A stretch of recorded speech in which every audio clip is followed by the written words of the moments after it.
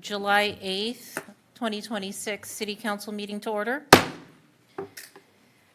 Tim, if we can have our flag salute, please. Absolutely. Please follow me in the flag salute.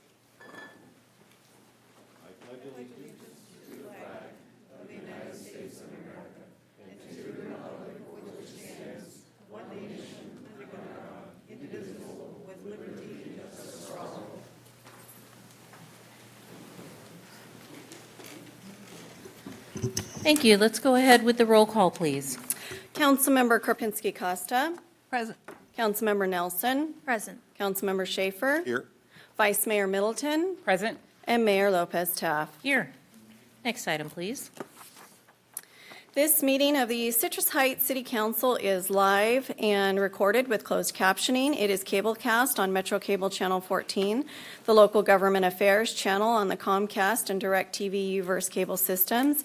It is also live streamed at citrusheights.net.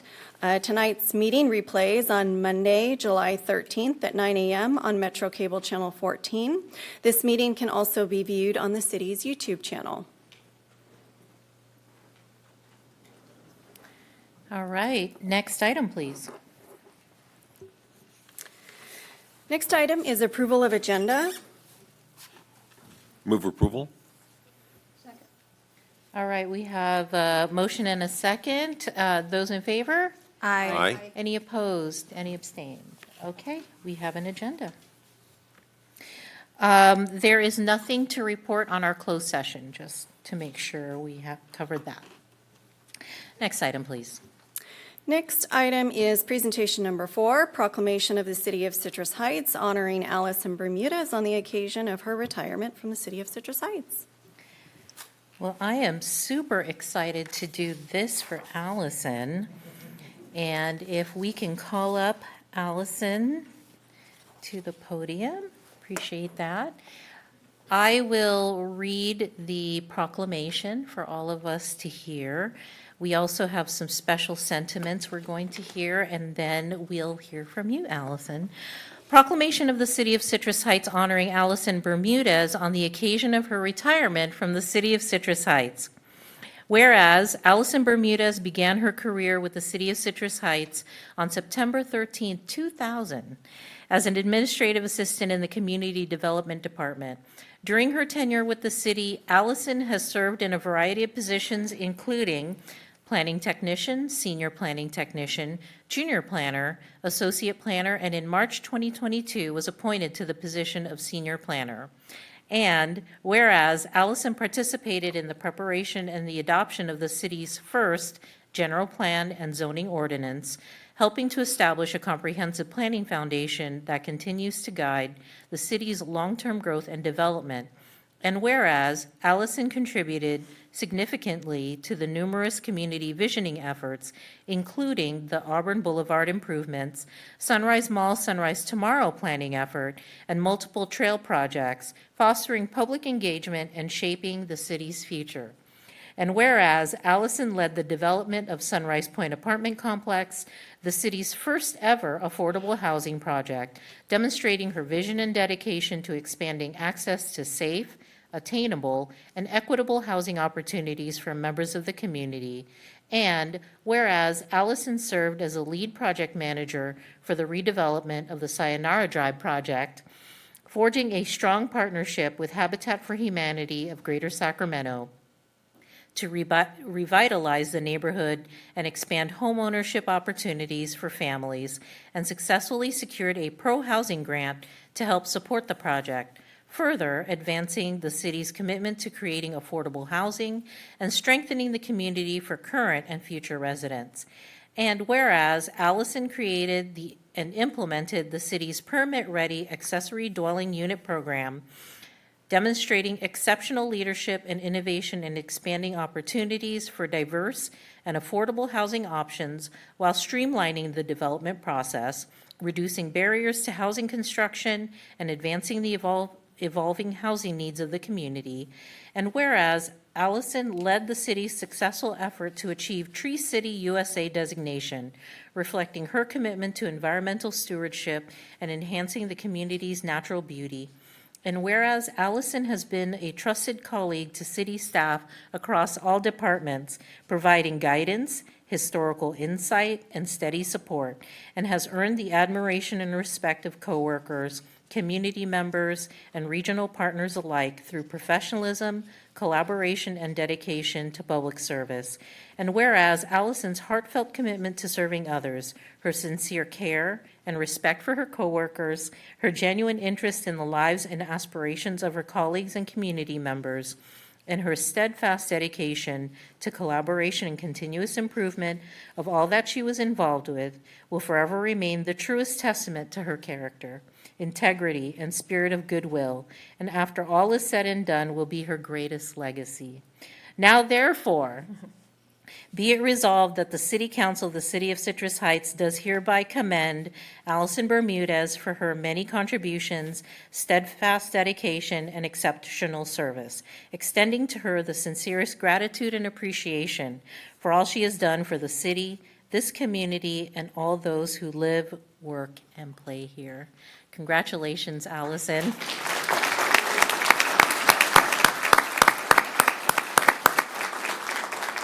Now, we do have some personal words from your teammates.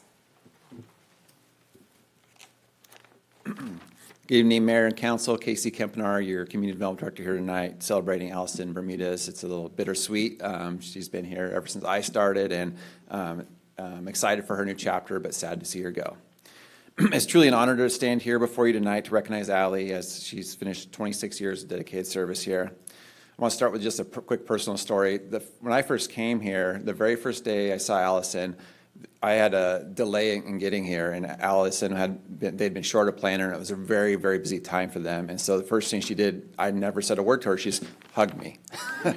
So that kind of talks how Allie leads. She leads with her heart and is very passionate about the things she does here. For those in the Community Development Department, her retirement represents the end of an incredible chapter. I've had the privilege of working alongside her and now as her director, and it's really given me perspective on the work that she does, the depth of her knowledge, her professionalism, and commitment that she's brought to this organization. Allison's career touched nearly every corner of our community. She helped build the foundation of our planning division. She came really early on in cityhood and was involved with the first general plan, a lot of the foundational documents that have made us successful today. She's been involved in Auburn Boulevard, Sayonara Drive work, countless projects, parcel maps to subdivisions and everything in between. What stands out about Allie is not just the project she completed, it's the way she approached her work. She brings patience, thoughtfulness, and a genuine desire to help people. She's always willing to share her knowledge, mentor others, and find solutions. She's embodied what public service should be, listening first, collaborating often, and always working towards a better community. Allison has been a steady presence and trusted resource for many of us. She carries institutional knowledge of the city, and as a resident, she just doesn't work in Citrus Heights. She lives and breathes this community. Her connection to the city and the people who call it home will always be evident. On a personal note, I'd like to thank Allison for being such a great colleague, mentor, and friend. Her professionalism, kindness, and commitment to Citrus Heights have made us all better. And Allison, as you get ready to leave us and begin your next chapter, I want you to know that I'm going to give you a send-off the same way you welcomed me, just as you did when I arrived, with a big hug and a sincere thank you. Congratulations on your retirement. Thanks for 26 years of service, the legacy you leave behind, and helping making Citrus Heights the community it is today. We wish you all the best in the next chapter.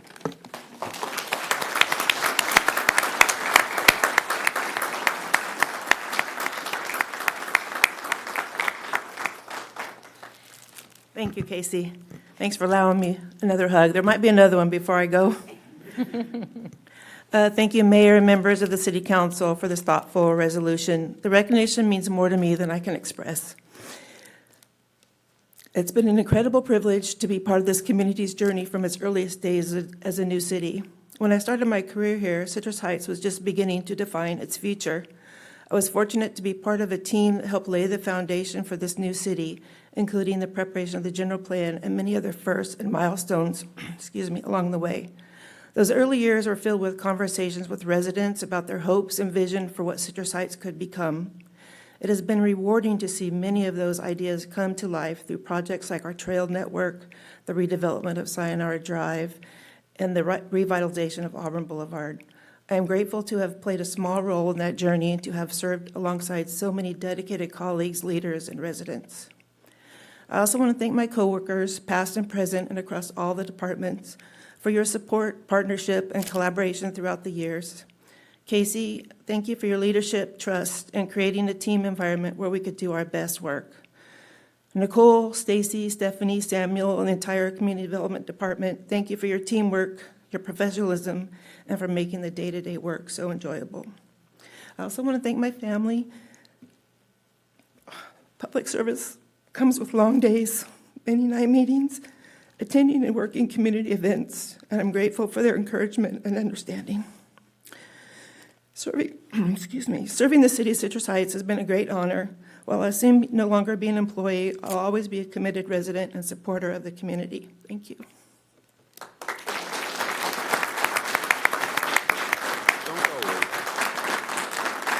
Don't go away yet, Allison. I'm sure my colleagues also have some words for you as well, because we've known you a long time.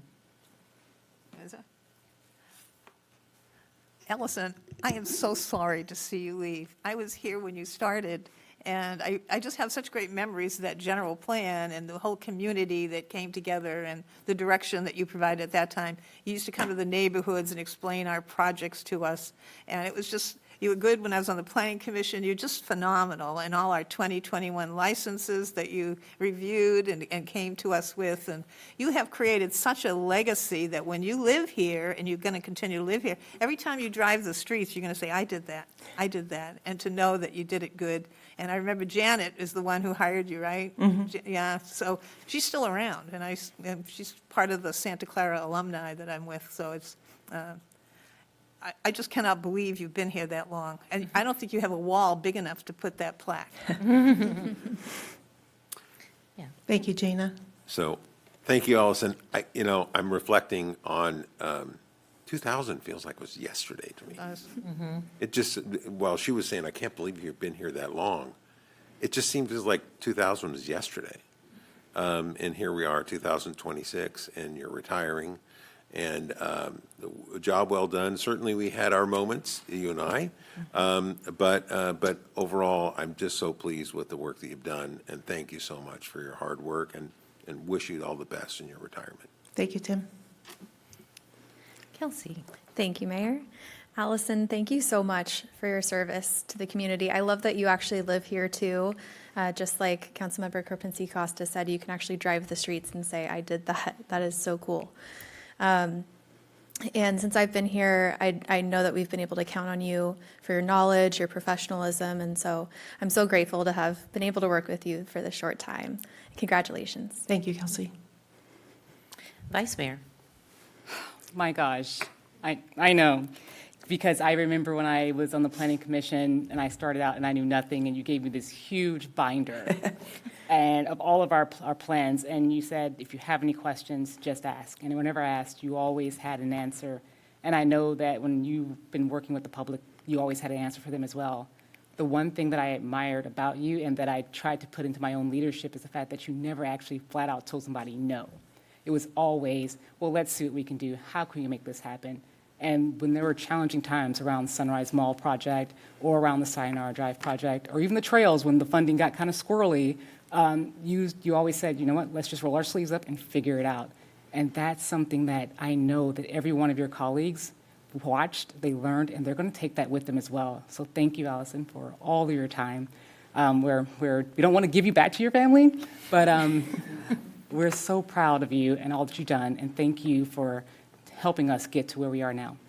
Thank you, Portia. Very well done. We've only known each other a short time, but whenever I see you, I just know that you lead with heart. And, as I reflected on reading this proclamation, I thought that is someone who has their fingerprints on everything that we've done here in Citrus Heights, and everything that we're going to do also has your heartbeat. And so thank you for that service and leading with heart. All right, we will get this proclamation to you and take a few pictures. If you have family here, we'd love for them to join us at a few pictures too.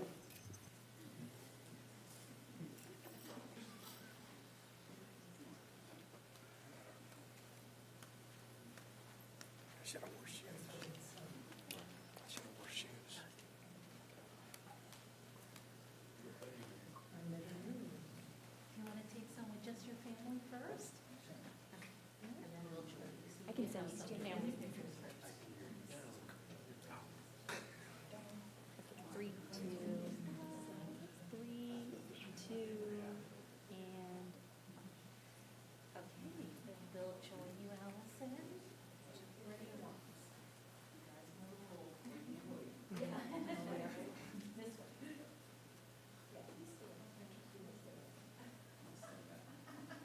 shift one more time over this way.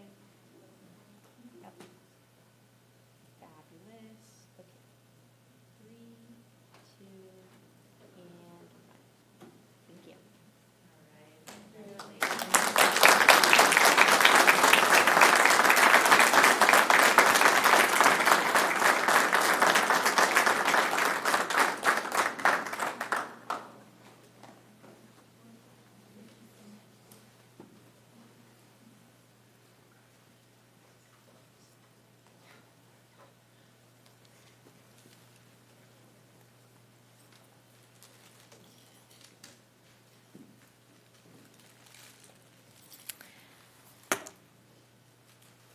Thank you. Next item, please. Our next item is presentation number 5, presentation of the 2026 Planning Agency Award of Merit from the Sacramento Valley Chapter of the American Planning Association. Good evening, Mayor and members of the council. My name is Nikki Zanchetta. I am a planner and also the awards director for the Sacramento Valley section of the American Planning Association. For those of you unfamiliar with our organization, the American Planning Association is a national professional organization representing planning professionals with the mission to promote excellence in planning by supporting professional development, fostering collaboration amongst planners, and recognizing projects and organizations that demonstrate outstanding leadership and innovation in creating stronger communities throughout our region. Each year, the Sacramento Valley APA hosts an annual awards program to celebrate exceptional planning achievements across the Sacramento Valley area. The awards recognize outstanding communities, agencies, organizations, projects, and individuals who work exemplifies the best of the planning profession and demonstrates how thoughtful planning can improve the places where we live, work, and play. It is my pleasure to recognize the City of Citrus Heights Community Development Department as the recipient of the 2026 Planning Agency Award of Merit. The Planning Agency Award honors a public agency that has consistently demonstrated excellence in planning through high-quality work, meaningful community engagement, innovation, and successful implementation of planning initiatives. This award is not given for a single project, but rather an organization-sustained commitment to advancing planning as a tool to create stronger and more resilient communities. The city was selected for this award for its exceptional leadership in reimagining the future of Citrus Heights through transformative initiatives such as the Sunrise Tomorrow Specific Plan, which establishes a bold vision for redeveloping the former Sunrise Mall into a vibrant mixed-use destination, and the Arcade Cripple Creek Trail and the Gateway Activation Project, which aim to create safer, more connected neighborhoods while enhancing mobility and quality of life for residents. The Community Development Department has also demonstrated a commitment to meaningful public engagement in all of its projects and efforts through workshops, stakeholder outreach, partnerships with community organizations, and accessible public communications. The department has worked to ensure that planning decisions reflect the voices and needs of the entire community, including residents who have not always been well represented in traditional planning processes. Citrus Heights has demonstrated what outstanding planning looks like by not simply creating plans, but delivering lasting community benefits through thoughtful leadership, collaboration, and action. It is my honor to present this award and invite the Community Development Director, Casey Kempenard, to accept this award on behalf of the city.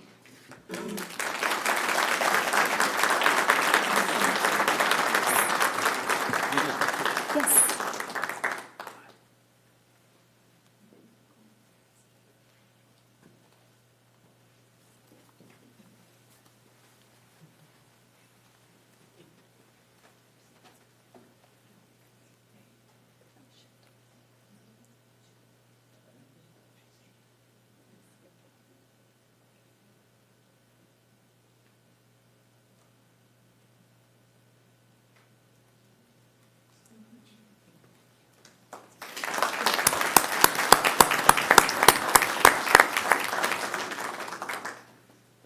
Congratulations and thank you. Next item, please. Our next item is presentation number 6, winners of the Postcards from Citrus Heights Tree Photo Contest. Good evening, Council. Alison Bermudez here before you one last time. And I'm pleased to present to you tonight the winners of our city's Urban Forest Tree Photo Contest.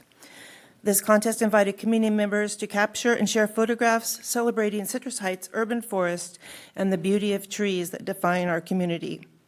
We received more than 30 entries across 3 categories: youth, community member, and professional photographer. This was our second annual Urban Forest Photo Contest, the first held in 2018. It's been wonderful to see the community's appreciation for our trees through these beautiful photographs. The images showcase not only the talent of our photographers, but also the incredible tree canopy that enhances the quality of life throughout Citrus Heights. A few fun facts about the urban forest in Citrus Heights. The city maintains more than 22,000 public trees, along streets and within open spaces and landscape public areas. Sunrise Parks and Rec District, they maintain over 5,500 trees within their parks. Together, these public lands contain more than 175 different species of trees, contributing to the character, beauty, and environmental health of our community. The winning photographs were selected through a combination of public voting on the city's social media platforms and votes cast by visitors and staff who viewed the photographs that were displayed in City Hall.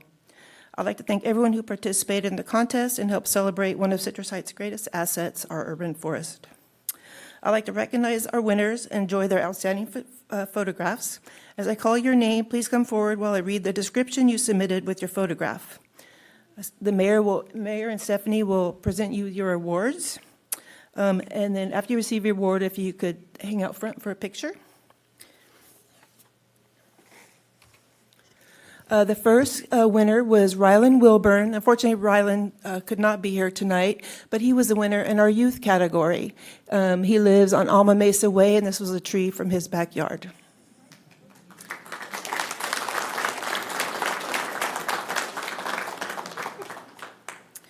The next one, Carson Kellett. Thank you. In the community member category, submitted this beautiful photo. This is of Northwoods Park above the tennis courts. And she wrote in her submission, "The oak tree located in Northwood Park stands taller and older than any other trees nearby. On summer nights, we like to take walks through the park and trails with ice cream cones. In the fall, we take a night walk on Halloween and look for owls and bats. This tree always serves as a beacon that we are nearly home. We love to watch it change throughout the seasons."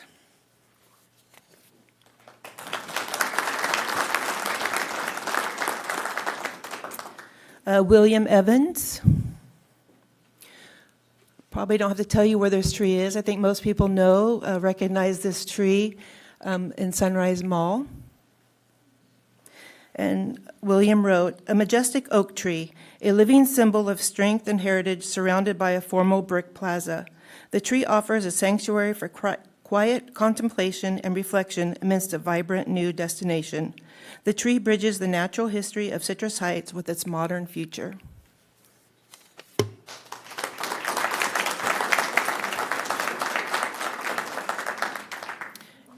And in our professional category, we had a tie, but they were the same photographer. So Diana Miller. There she is. Diana submitted this photo and wrote, "Every autumn, the trees on our property put on a spectacular display of color. Watching the leaves change from green to brilliant shades of red, orange, and gold is one of my favorite parts of living in Citrus Heights."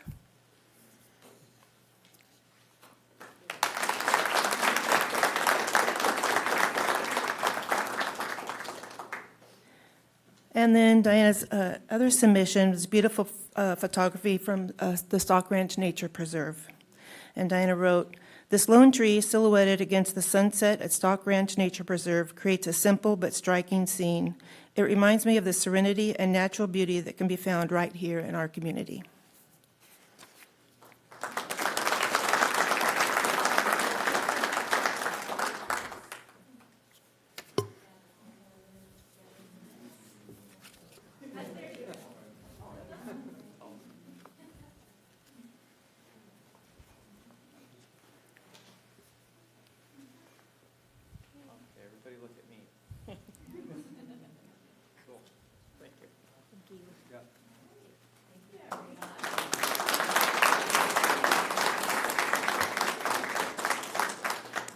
I just wanted to say a couple of words here about this item. It's just so fitting to have Allison Bermudez's last item to be about a tree photo contest. I think that speaks a lot about your character and who you are. I know we had another exciting proposal you'd brought forward to the council about getting more trees here in the community, and one of them was for newborns that are born in the community having a tree in their front yard. You have a lot of great innovative ideas that you've come up with that are really community facing, and then all your work on the transformation of Sayonara Drive, that's been really amazing work, and I know how much heart and soul you put into that, including your own sweat equity here and out on the job site. But just very grateful to you for everything you've done for Citrus Heights. And that when you were presenting this item, I was like, wow, how fitting. So from me as city manager, thank you so much for your service. Appreciate you. Thank you, Ash.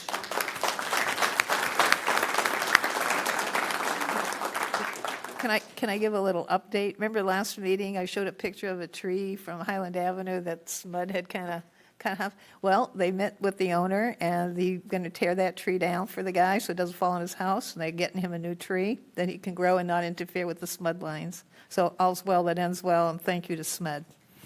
And thank you to the staff that, reached out to SMUD to coordinate on it. Thank you. Next item, please.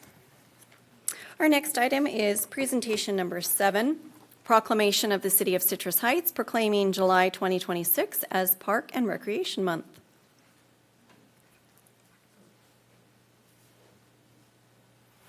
I have given this proclamation to the Vice Mayor to read. I was waiting for my introduction. This evening, we welcome representatives from the Sunrise Recreation and Park District to accept this proclamation. I would like to invite Jake, Alex, and Jamie to the podium, please.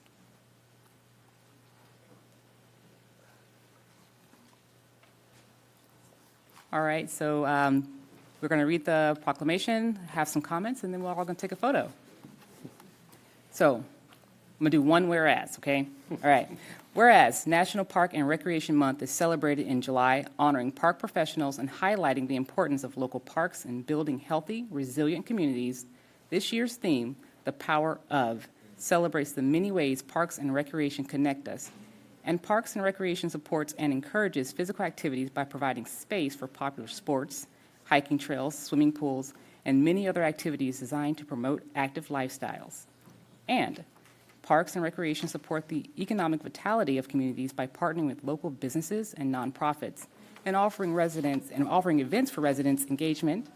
And Parks and Recreation foster social cohesiveness in communities by celebrating diversity, providing spaces to come together peacefully, modeling compassion, promoting social equity, connecting social networks, and ensuring all people have access to its benefits. And Parks and Recreation programs are an integral part of the Citrus Heights community and are vitally important to establishing and maintaining the quality of life in our communities, ensuring the health of all citizens, and contributing to the economic and environmental well-being of the community. And the Sunrise Recreation and Park District serves the Citrus Heights community and promotes physical, emotional, and mental wellness through organized fitness, play, activities, and special events in partnership with the city. Now, therefore, it be resolved that the City Council of Citrus Heights declares this month of July 2026 to be National Park and Recreation Month in Citrus Heights, and urges all citizens to become familiar with the parks, trails, facilities, programs, and services available to them, and further recognizes the Sunrise Recreation and Park District's contribution to the Citrus Heights community. Thank you, Vice Mayor. All right, did we have any comments from the group here? All right, Vice Mayor. When are we bringing back LARPing? Yeah, We're working on it. okay, all right, that's all I need to know. Thank you. Well, I know I've really appreciated the Park and Rec service. All my kids have gone through Park and Rec programs. I have enjoyed a relationship with Park and Rec that goes beyond just taking advantage of services, but actually creating programs with you. And so I know you have such a wonderful presence in our community, so thank you for your presence here. Thank you, Mayor. And obviously, on behalf of Sunrise Recreation and Park District, we really are honored to accept this proclamation recognizing July as Parks and Recreation Month. I can say Parks and Recreation is really about building community and creating those opportunities for people of all ages to connect, live an active, healthy lifestyle, and really enjoy the outdoors. I mean, what a fitting presentation here prior with the beautiful photographs. You know, I would like to say that, you know, we really appreciate the recognition and the continued support of Parks and Recreation, and really appreciate that you guys recognize the importance that Parks and Recreation plays in this community in enhancing the quality of life of our community members. So thank you. Awesome. Okay, any other comments? All right, let's go ahead and gather for a picture.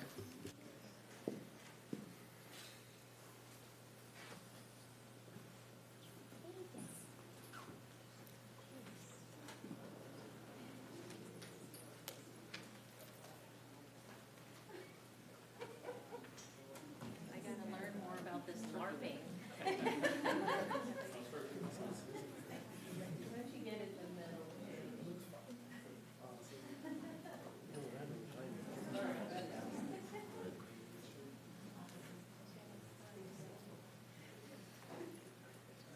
Okay, ready? We've got 2 phones, so bear with me for 2 photos. 3, 2, and 1. Thank you.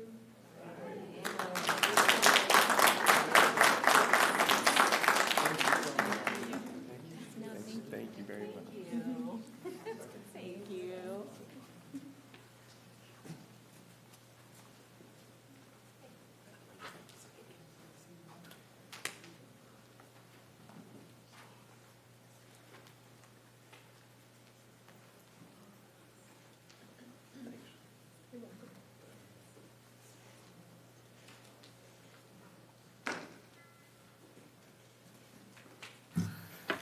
All right, next item, please. The next item is public comment on non-agenda items, and whether participating in person or virtually, members of the public may address the city council during the meeting. Speakers are limited to 3 minutes each, and the mayor has the discretion to adjust the allotted time. There is a countdown display that will beep at the end of the allotted time. For in-person public comment, please fill out a speaker identification sheet and give it to the city clerk. When you're called upon to speak, step forward to the podium and state your name for the record. For Zoom public comment, please use the Zoom raise hand function or *9 from a telephone. You can unmute when called upon to speak and state your name for the record. Consistent with the Brown Act, the council is prohibited from engaging in a discussion or taking action on any item not appearing on the agenda. And I do have one speaker sheet for non-agenda items, and I will call up Scott, is it Dimitro?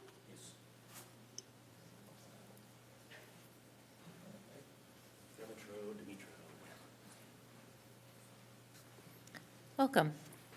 Good evening.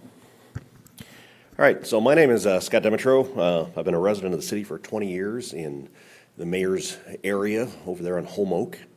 My wife and I also own a small consulting engineering company focused on asphalt pavements, which we're working on a lot this year, right? We have a little over 70 years of combined experience in the industry, and during those years, I focused specifically on asphalt pavement maintenance, preservation, and materials across the U.S. Small companies, large companies, a lot in the Northeast and a lot in the West, and then served on the board of a couple of associations that are national as well for what types of treatments you use on roadways. My wife, in the meantime, spent 37 years with Caltrans and retired from there after being the chief of the Office of Asphalt Pavements. So we got a little experience in asphalt, is what we're trying to say. I'm here to offer some comments tonight on behalf of both of us. She had to go line dancing. I don't know. So we'd like to thank and commend the city staff for the work that has been done this year improving our city's pavements. The pavements that the city owned, I don't know if you know it, but dollar for dollar, they are your most expensive asset that you own and manage. And we got to take care of them. The maintenance staff working with Armando Velasquez, the engineering staff working with Leslie Bloomquist, the entire general services department working with Regina, have an enormous responsibility to maintain our roadways. By using these nationally recognized treatments that we're using this year, slurry seals, cape seals, multi-layer treatments, combining them with hot mix asphalt paving and patching, many of our streets are being upgraded from extremely poor conditions to good, fair, even excellent condition. And it's for fractions on the dollar what we would normally pay. Also being able to address the number of streets we're able to address with the 3-year plan that we're working on, and specifically this year is going to take reset our basis for the years from a 20 to 25-year cycle, which they were just falling apart, down to an 8 to 10-year cycle. So very happy about that. So these are treatments this year are also being applied by a world-class contractor, Valley Slurry Seal Incorporated out of West Sacramento, who I used to compete with, and I'm still willing to call them that, so there you go. Their project manager is born and raised here in Citrus Heights as well, and he's very proud of this project. He's very happy to be on it. They're showing a lot of concern, and that is visible in the end results that they've got, and our pavements are improving significantly. The reason I'm here tonight is to say that, and to also say that recently I've become aware of some pretty much unproven, unfounded, completely ridiculous claims from some folks about, oh, we're using leftover asphalt on the streets, we're using materials that don't belong, that are left over from Antelope or left over from Auburn. I just want everybody to realize this is not true, and I want to be on record. We stand against Leslie, or with Leslie and VSSI against these unformed and negative statements. Whoever's making them doesn't know what they're talking about as an industry. They're not involved. All the actions I see taking place on our streets, if you don't mind, I got a little bit left. I didn't realize it was counting down. If you can complete your thought there, yes. Okay, so Leslie and the rest of the sports staff are showing positive care and great concern for our treatments. In closing, I'd like to thank Leslie and Regina and the entire staff for what they're doing to improve our daily lives, because the ride is getting smoother every single day, and you'll see that on Antelope again tonight and on Oak. So I appreciate what the city's doing and what the staff is doing, and all the, let's just say, friction they're getting from some of the residents during the process. It's going to be worth it in the end, so thank you. Well, thank you, sir. And we have no speakers on Zoom No, we do not. and no additional speakers. Just for item 19, but we'll hold that one for item 19. Okay, perfect. Next item, please. Next item is comments by council members and regional board updates. All right, thank you. Let's go ahead with Councilmember Nelson. Thank you very much, Mayor. I really appreciated being able to attend 2 events this last couple of weeks. The 20th anniversary for the police department was really, really cool to see. I loved all of the different booths that they had around the room. A lot of time and energy went into those to kind of show the history of the different groups there, the different teams within the police department. So it was great to be able to honor everybody. And then I attended Stars and Stripes for the first time, and it was amazing to see how many people were out there. I think the estimate from the PD that I heard was like 6,000 at one point, and they expected it to be 8,000, something like that. There were a lot of people out there at Van Maren Park. So it was a great time to get together with the community, and you could really feel the sense of pride, that everybody had out there having fun together. All right, thank you. Let's go with Councilmember Karpinski-Costa. Thank you, Mayor. There was no mosquito meeting since the last council meeting, because that's coming up in a couple weeks or a week away. But we have had our first human case. West Nile in South Sacramento was a woman in her 60s.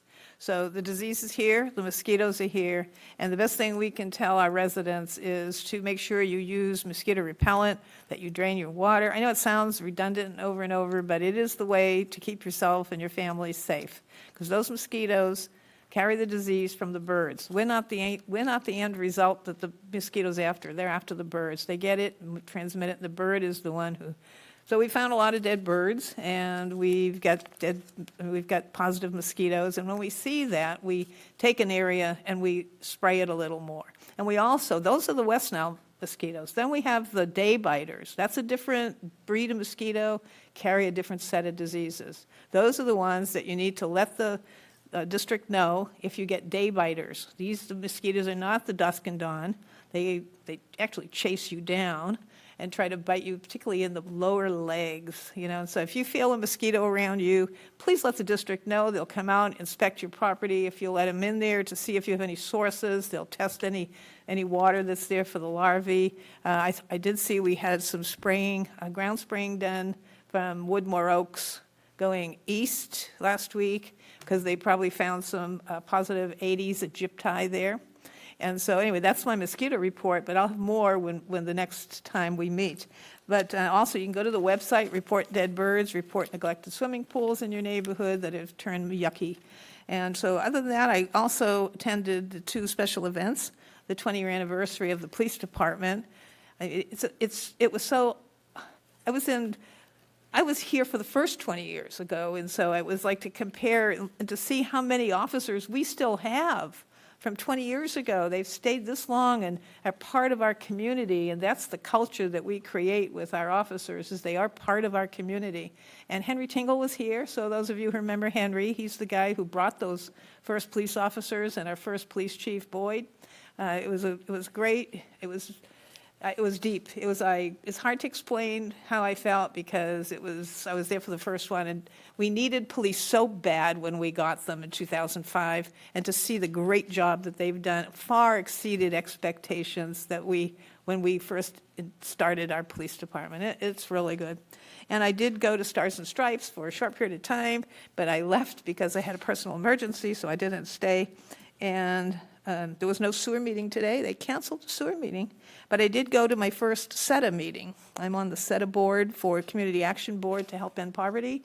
And so that's the Sacramento Employment and Training Agency. And usually a staff member, Stacy Hildebrand, goes in my place because I have the sewer meeting usually at the same time. But because there was no sewer meeting, I had to go to the SETA meeting. And I learned something today I want to share.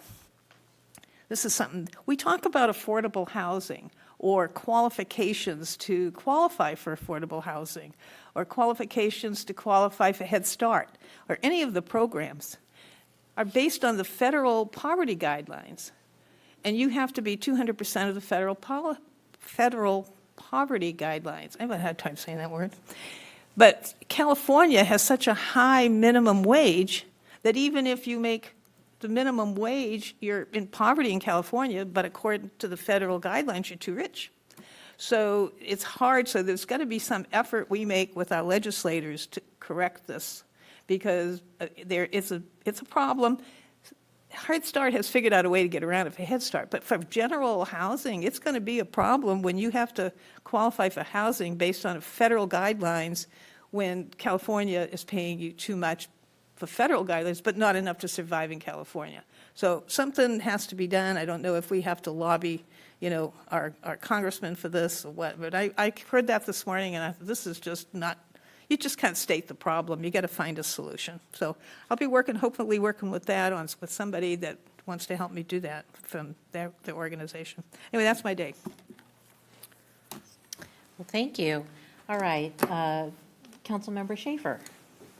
Thank you, Mayor. I just want to piggyback on that. So through SACOG, we went up to Placerville and visited a brand-new apartment complex that was built as an affordable housing project. It was built through grant monies, and so there's no subsidy from government for that. But the challenge is, in order to qualify for that, you have to earn 30, 40, or 50% of the median income.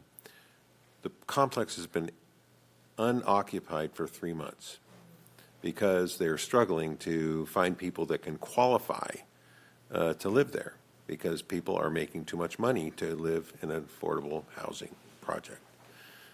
I don't know what the problem is. I mean, we're facing challenges there, and I don't understand why there's no connection. Doesn't seem to be a connection between those deciding to build these projects that are very expensive and the people that can get into those projects, because they fall into this very weird window about how you can qualify to get there. So I think that's a challenge that we keep seeing, and we keep talking about housing, and we have a pretty significant gap there. So anyhow, it was a really nice project but beautiful, but unfortunately it's 72 units that not a single one was occupied. It's been finished for 3 months. So with that, I did have so I went to both events. I went to the SAC PD.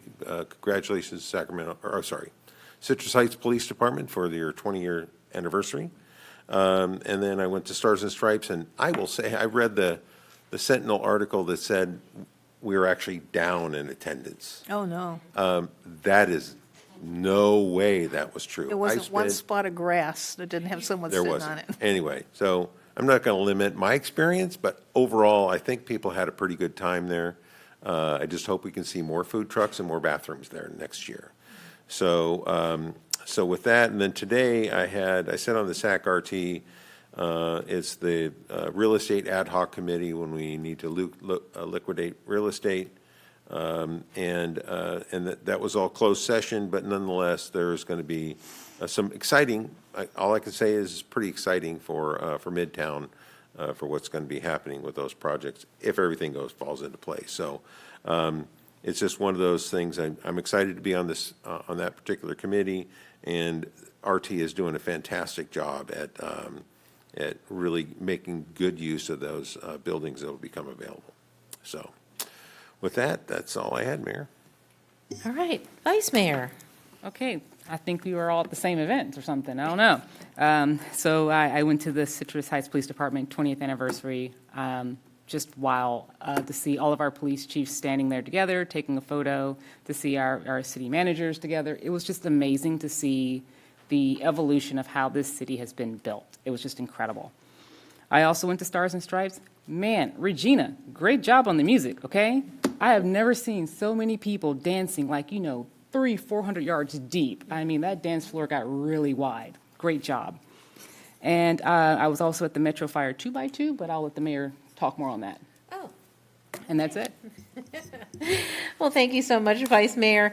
Again, all the events that we're doing in our city, amazing. And yes, the 20th anniversary of the police department, what a wonderful milestone to be able to achieve that, when I think the votes were against what we were doing, both as a city and as a new police department. And so, way to go, everyone.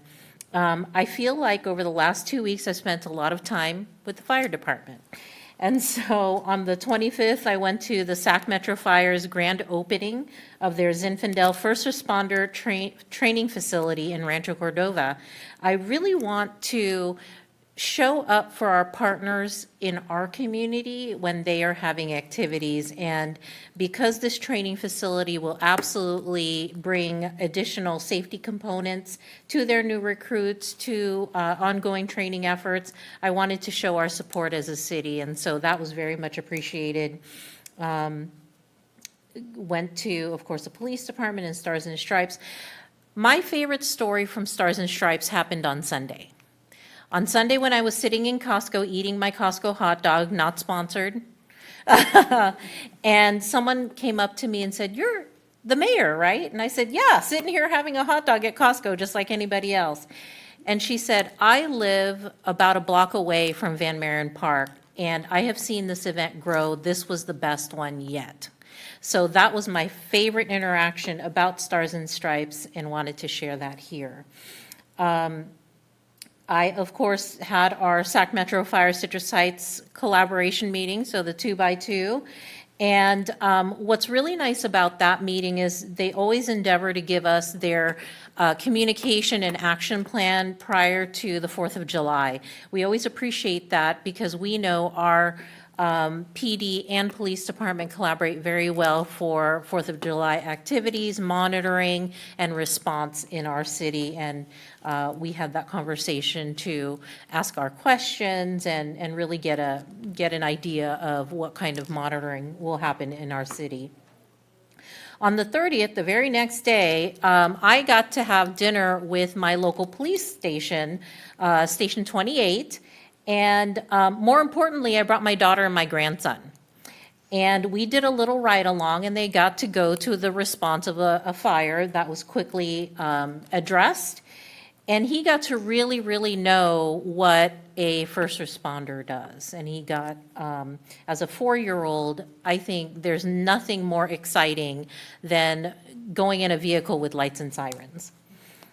And finally, on the 1st, last Friday, I attended the retirement ceremony for yet another valued staff member, Master Sergeant Janet Schaefer. And what a wonderful send-off. Because we have such wonderful longtime employees, whenever they retire, it is like losing a family member who's retiring from everything. And, but we know, because we are the city that we are and have the employees that we have, that we're not really losing them. We're just not seeing them every day.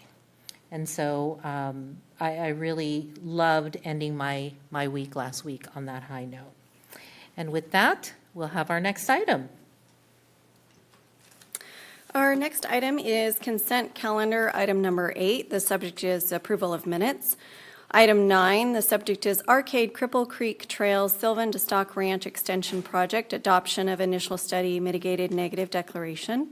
Item 10, the Creek Erosion and Bridge Scour Protection Project, adoption of initial study mitigated negative declaration. Item 11, adoption of the 2026 Local Road Safety Plan update.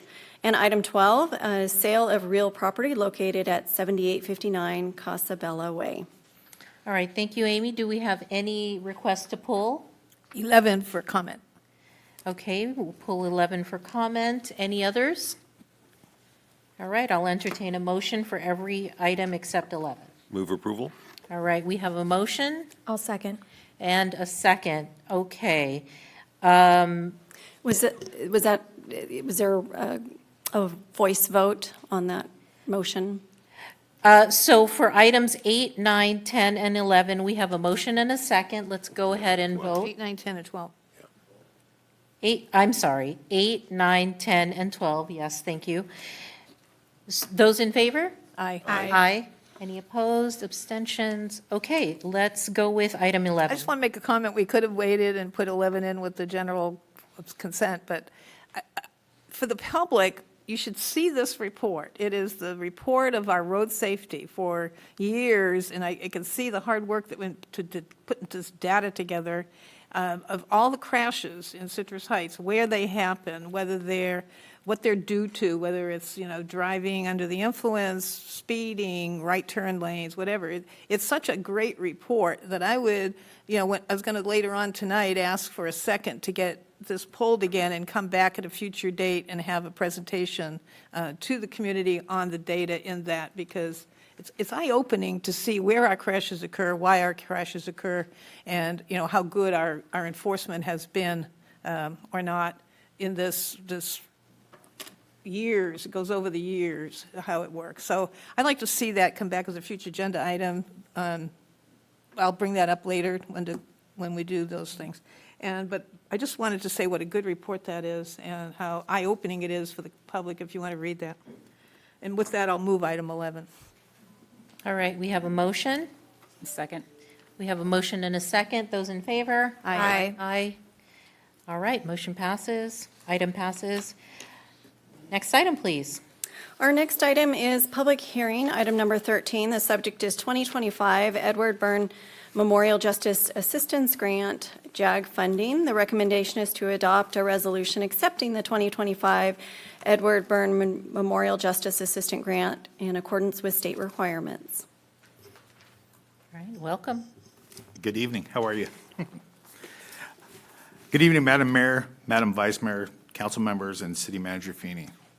Ken Lewis, Lieutenant with the Police Department, and this evening, I'm here to present the 2025 Edward Byrne Memorial Justice Assistance Grant, otherwise known as the JAG Grant. Each year, the Bureau of Justice Assistance partners with the Bureau of Justice Statistics to allocate funding for each state, which is based on the state's violent crime and population size. Under this program, cities and counties receive federal funds to augment public safety expenditures. This is a non-competitive grant program, and there is no guarantee for funding or minimum allocations. The funds awarded from the grant must be used for law enforcement activities to include equipment needs. The police department was awarded $24,276 for the 2025 JAG grant, which must be expended by September 30th, 2026. Funding from this grant will be utilized to replace outdated ballistic shields and vests. There are no matching fund requirements, and purchases will be made in accordance with the city's adopted purchasing policies and procedures. The police department is requesting to strategically use the grant funds to support the department's equipment and training initiatives. This request aligns with the council's strategic objectives to preserve and enhance public safety. At this time, staff is recommending that council adopt a resolution accepting the aforementioned recommended expenditures for the 2025 JAG grant. And with that, I'll be willing to answer any questions. All right, thank you. Do we have any questions? Any comments? All right, I'll entertain a motion. Move, Mayor, this is a public Oh, hearing. you're right. You are right. Okay, let's open public comment. Do we have any comments on this item? I do not have any speaker sheets, and I do not have any raised hands on Zoom. All right, thank you. So we will close public comment. And any additional questions that came to mind, fellow council members? All right, I'll entertain that motion no, once again. I'll move approval of this I item. second. All right, we have a motion and a second. Those in favor? Aye. Any opposed? All right. We have approval. Thank you. Next item, please. Next item is public hearing, item number 14. The subject is Landscape Maintenance Assessment District 9701, levy of fiscal year 26-27 assessments. And the recommendation is to hold a public hearing on the proposed annual assessment and adopt a resolution to confirm the diagram and assessment and to levy fiscal year 26-27 assessments for Landscape Maintenance Assessment District number 9701, zones 1, 2, 3, and 4. Good evening, Mayor, Vice Mayor, City Manager. Regina Cave, your General Services Director. These next two items pertain to our landscape maintenance assessment districts. These are steps that we take every year in order to proceed with working with the Assessor's Office to put levies on the tax rolls to collect for the following year. So this first item, we administer and maintain 4 landscape maintenance assessment districts here throughout the city. Within those districts, we have 12 zones. So we have LMAD 9701, zones 1, 2, 3, and 4, which is this first item. We also have LMAD 9801, 9802, zones 1, 2, 3, and 4, and LMAD 0301, zones 1, 2, and 3. This first item, 9701, these zones 1 through 4 were established prior to the city's incorporation. So within those 4 districts, as they were established, neither one of those incorporated escalators into those zones. LMADs 9801, 02, and 03 were all established after incorporation, and therefore we did take steps to ensure that there were escalators allowed within those zones. So Landscape Maintenance Assessment District 9701, we have zones. If I can have you just clarify what escalators means? Escalators means that we can review every year what our expenditures are and what our anticipated expenditures are and make determinations on how we need to increase the levies for the following year to ensure that we have sufficient revenues to cover our operating costs. And typically, it allows for up to 4% is what we've included in all of the other zones that we've established since incorporation. Thank you. Yes, ma'am. So Zone 1, Bridgemont, located off of Van Maren Lane and Bridgemont Way, largely open space area. There is no manicured landscape within that zone. Zone 2 is Heather Downs, located off of Old Auburn Road and Wickham, and also Mariposa and Heredia. There are 2 access points to that subdivision. Zone 3 is Verner Glen, located off of Verner Avenue and Goldenwood Circle, so adjacent to the freeway. And Zone 4, Villa Creek Ridge, that is located off of Oak Avenue and Fireweed Circle. So 9701, Zone 1, Bridgemont, again, established prior to incorporation, largely open space. There's no escalator for this district. Historically, we have been able to maintain our operations with those existing revenues and also dipping into the reserves. In the future, should we go out to pursue increases for the other zones, we will be looking at having those discussions with those residents and looking at those parcels. There's 80 parcels that are currently assessed that are part of that district, and approximately 20 of them appear to be possible rentals.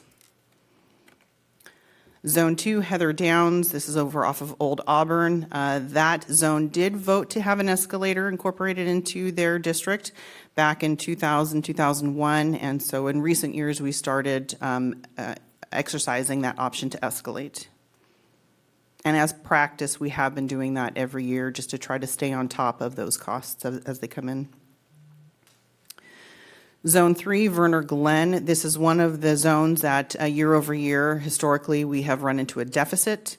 They were originally assessed at $42.50 per parcel. Their current parcel since 2004 and since the city worked with that district or that neighborhood to install a wall adjacent to the freeway to help with the noise, The city participated in those costs. However, several attempts to obtain votes to increase have failed for that assessment district. It has been quite a few years, so there are plans to go back out and have those discussions with those residents.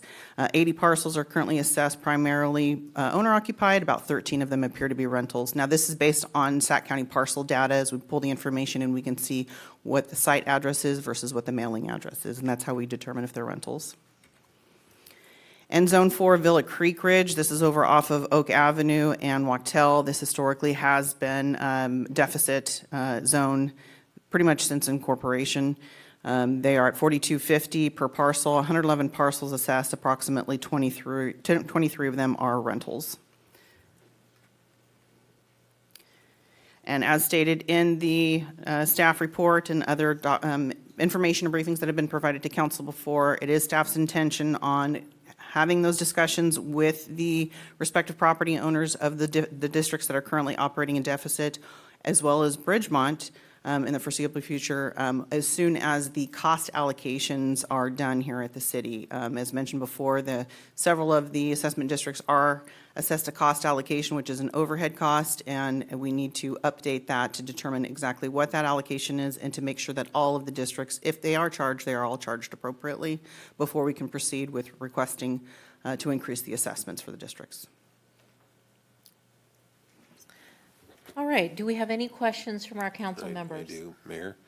So in these, where the residents here have voted no to increase their assessment, what would be the motivation for them to say yes?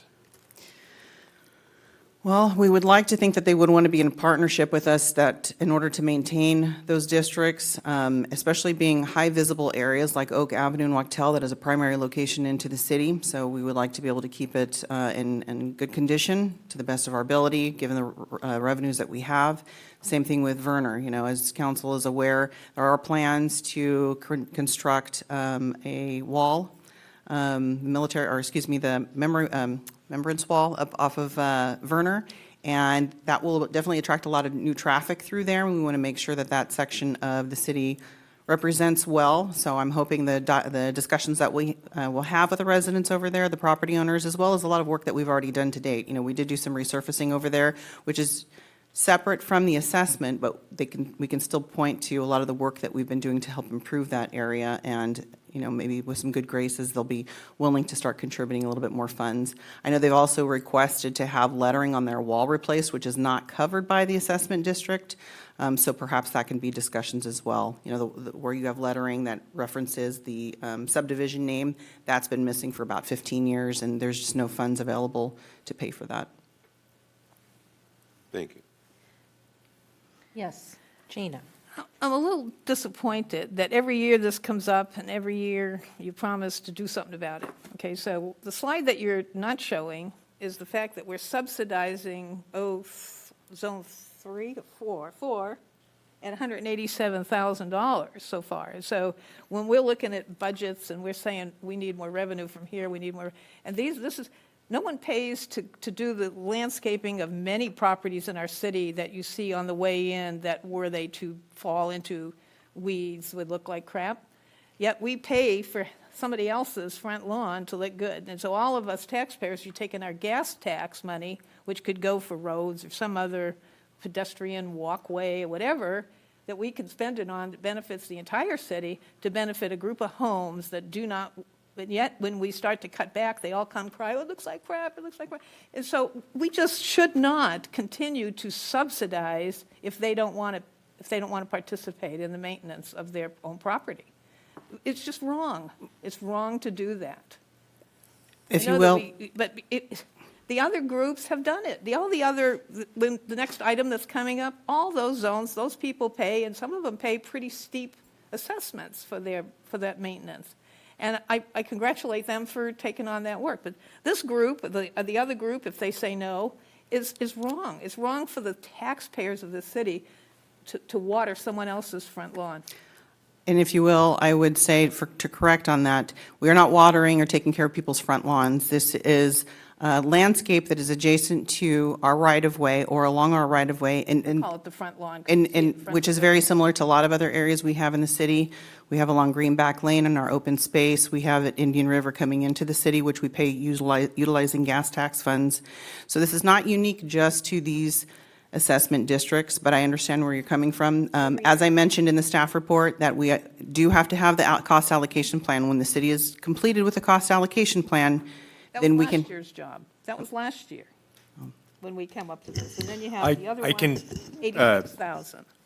Councilmember Karpinski Costa, the cost allocation plan, that is something that we had started, and then the consultant had a delay on that, and we're definitely looking to get them to get moving on that and get that complete, so. But it accumulates every year, so Yeah, now I hear you. So, one and the other, you're almost looking at $300,000 a year. Yeah, I get it, and it's something that we know that is on your and your colleagues' mind, and we're going to continue to work on that cost allocation plan to get that complete. We have had a lot of other priorities that, based on your council-adopted priorities, that we've had to put forward. Revenue's not a Yeah, priority. No, this is absolutely a priority, and that's why we're still working on it. The cost allocation plan is delayed. I'll take responsibility for that, and we'll make sure that we continue to stay on it, so we're not continuing to talk about this next year. That would be nice. All right, any other comments before we open for public comment? Any other comments? All right, this is a public hearing, so we'll open public hearing. Do we have any comments live or on Zoom? I do not have any in-person or Zoom comments. All right, we will close public hearing. And what is the will of the council? I'll make the motion. All right, We adopt Resolution 2026, a resolution of the City Council of the City of Citrus Heights, California, to confirm the diagram and assessment and levy fiscal year 26-27 assessments for Landscape Maintenance Assessment District Number 97-01, Zones 1, 2, 3, and 4. Second. okay, we have a motion and a second. Those in favor? Aye. Aye. Any opposed? All right, we have a resolution. Next item, please. Next item is public hearing, item number 15. The subject is Landscape Maintenance Assessment Districts 9801, 9802, and 0301, levy of fiscal year 26-27 assessments. There are 3 resolutions to confirm the diagram and assessment and to levy fiscal year 26-27 assessments for each of the 3 landscape maintenance assessment districts. So for this item, we have 9801, which is located here off of Stock Ranch and Fountain Square. Their landscape does not include Fountain Square, but rather just the area that fronts over off of Van Maren, as well as 16 oak trees that are located on the other side of their wall that actually are on the Crosswood side. We have 9802, which is zones 1, 2, 3, and 4. We have Sorensen Ranch, located off of Van Maren Lane and Campfire. We have Zone 2, Autumnwood, which is located off of Antelope Road in Amsterdam. We have Zone 3, Mariposa Creek, located off of Antelope Road and Turner Court. And Zone 4, Wyatt Ranch, located off of Sunrise and Lawrence Drive. This project is ready to complete and hopefully be finalized this year, and the city will be taking over landscape maintenance. And then we have District 0301, we have Zone 1, Stock Ranch North, which is the commercial area, including Costco, Walmart, and the north side of the creek and the pedestrian bridge. We have Zone 2, Stock Ranch South, located here off of Stock Ranch, encompasses the subdivision, Van Maren Park, and open space south of the creek. And we have Zone 3, which is Mitchell Farms. It's still considered Mitchell Farms, even though that subdivision is called Mitchell Village. And that is located off of Sunrise and Arcadia, as well as Fair Oaks and Kildani. All of these districts mentioned, 9801, 9802, and 0301, are all funded. They all have escalators, and we are proposing to continue exercising the escalator for this next fiscal year as well. And before you are the recommendations, starting with the first one. Are there any questions from my colleagues on this set of LMADs? All right, I'll open for public comment. Do we have any comments for this item? I do not have any public comments. All right, I will close public comment. What is the pleasure of the council? I'd like to make a motion, Resolution 2026, a resolution of the City Council of the City of Citrus Heights, California, to confirm the diagram and assessment and levy fiscal year 26-27 assessments for landscape maintenance assessment district number 98-01, Stock Village, units number 1 and 2.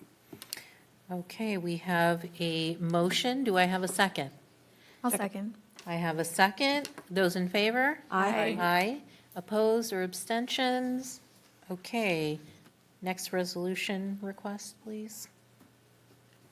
I'll do this one. A resolution of the City Council of the City of Citrus Heights to confirm the diagram and assessment levy fiscal year 26-27 assessments for landscape maintenance assessment district number 9802, Zone 1, which is the Sorensen Ranch, Zone 2, Autumnwood, Zone 3, Mariposa Creek, and Zone 4, Wyatt Ranch.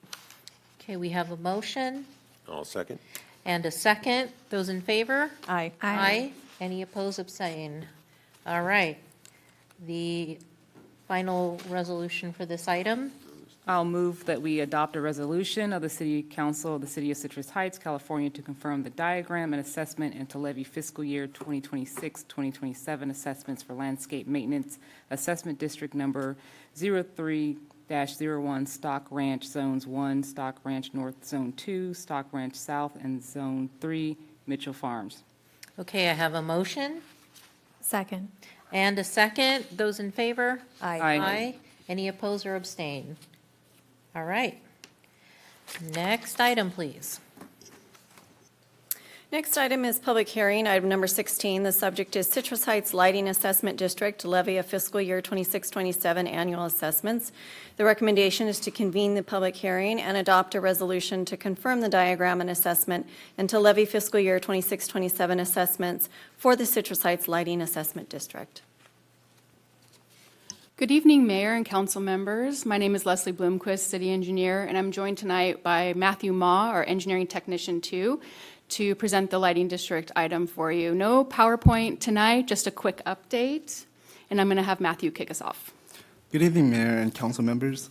Each year, the city is required to update the annual assessments for the Citrus Heights Lighting District, similar to the other assessment districts you've considered this evening. At the last council meeting on June 24th, the council took the first step in this process by first adopting 2 resolutions. The first resolution initiated proceedings and scheduled tonight's public hearing for July 8th. The second resolution set forth the intention to levy and collect assessments for the fiscal year 2026-2027. The Citrus Heights Lighting District includes all parcels in the city and funds the operation and maintenance of all 4,831 street and safety lighting within the city. No changes to the current assessment rates are proposed as part of this year's update. Over the past year, operational electricity costs have continued to rise, and the district does remain overextended, requiring the city to use local funds to cover the gap, even though we've worked really hard to bring those district costs down, and they were actually lower than anticipated this year. We continue to evaluate and pursue every opportunity to reduce expenditures by including LED upgrades as part of our regular maintenance program. Today, 72% of the district's lighting inventory is LED, and while we will eventually reach full conversion, we do recognize that LEDs alone cannot offset long-term cost increases for the lighting district. In March of this year, the city also hired a senior lighting and traffic signal technician, allowing us to handle routine street light maintenance in-house, which reduces our reliance on outside contractors, improving our overall operational efficiency, all while also reducing costs. There are 2 items for the City Council's consideration regarding the lighting district this evening. The first is to convene a public hearing and hear any public comments regarding the proposed annual assessment. Once the public hearing is closed, the second item for council consideration is to adopt a resolution confirming the assessment diagram and levying the fiscal year 2026-2027 assessments for the Citrus Heights Lighting District. We are available for any questions you may have. All right, questions? Yes, Gina. What's a knockdown? When you have it says unscheduled maintenance costs and knockdowns. What's a knockdown? A knockdown would be a car ran off the road and hit a street light Oh, okay, or similar, yeah. okay. And so our technician's going to go out and replace that, the new guy?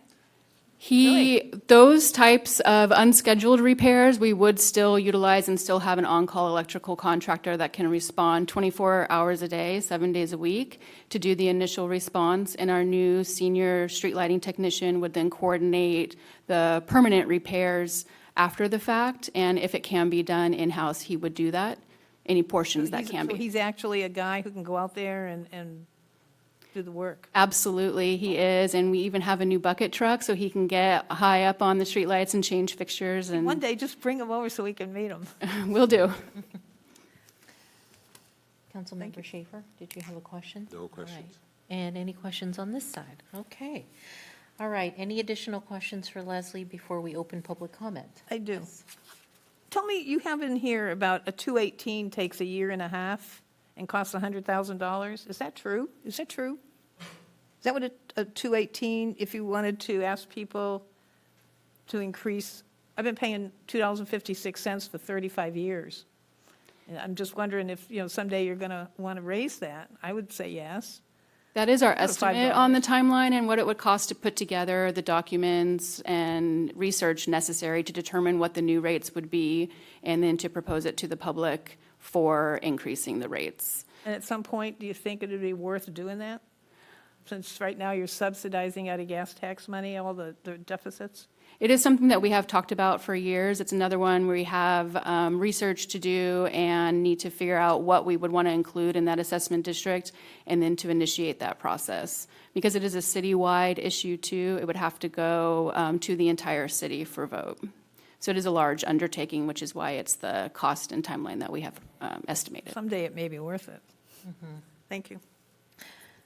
All right, because this is a public hearing, we will open public hearing. Do we have any comments or comments on Zoom? I do not have any public comments. All right, we will close public hearing. And do we have a motion on this item? I'd like to make a motion. Okay, Adopt Resolution 2026, a resolution of the City Council of the City of Citrus Heights, California, to confirm the diagram and assessment and levy fiscal year 26-27 assessments for the Citrus Heights Lighting Assessment District. okay, we have a motion. Do I have a second? Second. Okay, we have a second. Those in favor? Aye. Aye. Any opposed, abstain? All right. And Perfect. thank you, Leslie, for all the efforts you've done to bring down the cost of that overhead. It's good. You're doing a good job. Thank you. Most of it is Matthew, though, that does that. Thank you, Matthew. Thank you. Next item, please. Next item is public hearing, item number 17. The subject is resolution confirming report of delinquent solid waste charges and ordering collection of delinquencies on the property tax roll. The recommendation is to conduct a public hearing and adopt a resolution confirming a report of delinquent solid waste charges and ordering collection of delinquencies on the property tax roll. Good evening, Mayor, members of the City Council. Mary Poole with the City's General Services Department, and I'm here tonight to present this item. This is the public hearing to record the delinquent charges on the tax roll. We do this every year, similar to the assessments that we just went through. The recommendation tonight is to conduct a public hearing for any and all persons who have any objections to the proposed collection of delinquent solid waste charges, penalties, and interest through the county tax roll, and to adopt the resolution confirming the report and ordering the collection of the delinquencies on the tax roll. And I do want to recognize that Anna Rouillon and Renee Flores Devan are in the audience. They've been out in the lobby tonight, just in case any resident had concerns about the public hearing or about their delinquent tax or garbage bill. And so they were able to take care of the one person who did come. Wonderful. The authority for tonight's proceeding is under the Government Code 38790.1, 25831, and the Citrus Heights Municipal Code.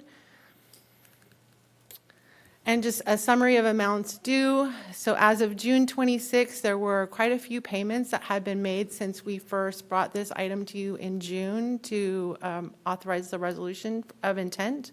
So as of June 26, there are now about 1,137 accounts past due, with a total balance due of around $744,000, 726. The process that we've gone through to get here tonight is the public hearing was set for July 8th, tonight.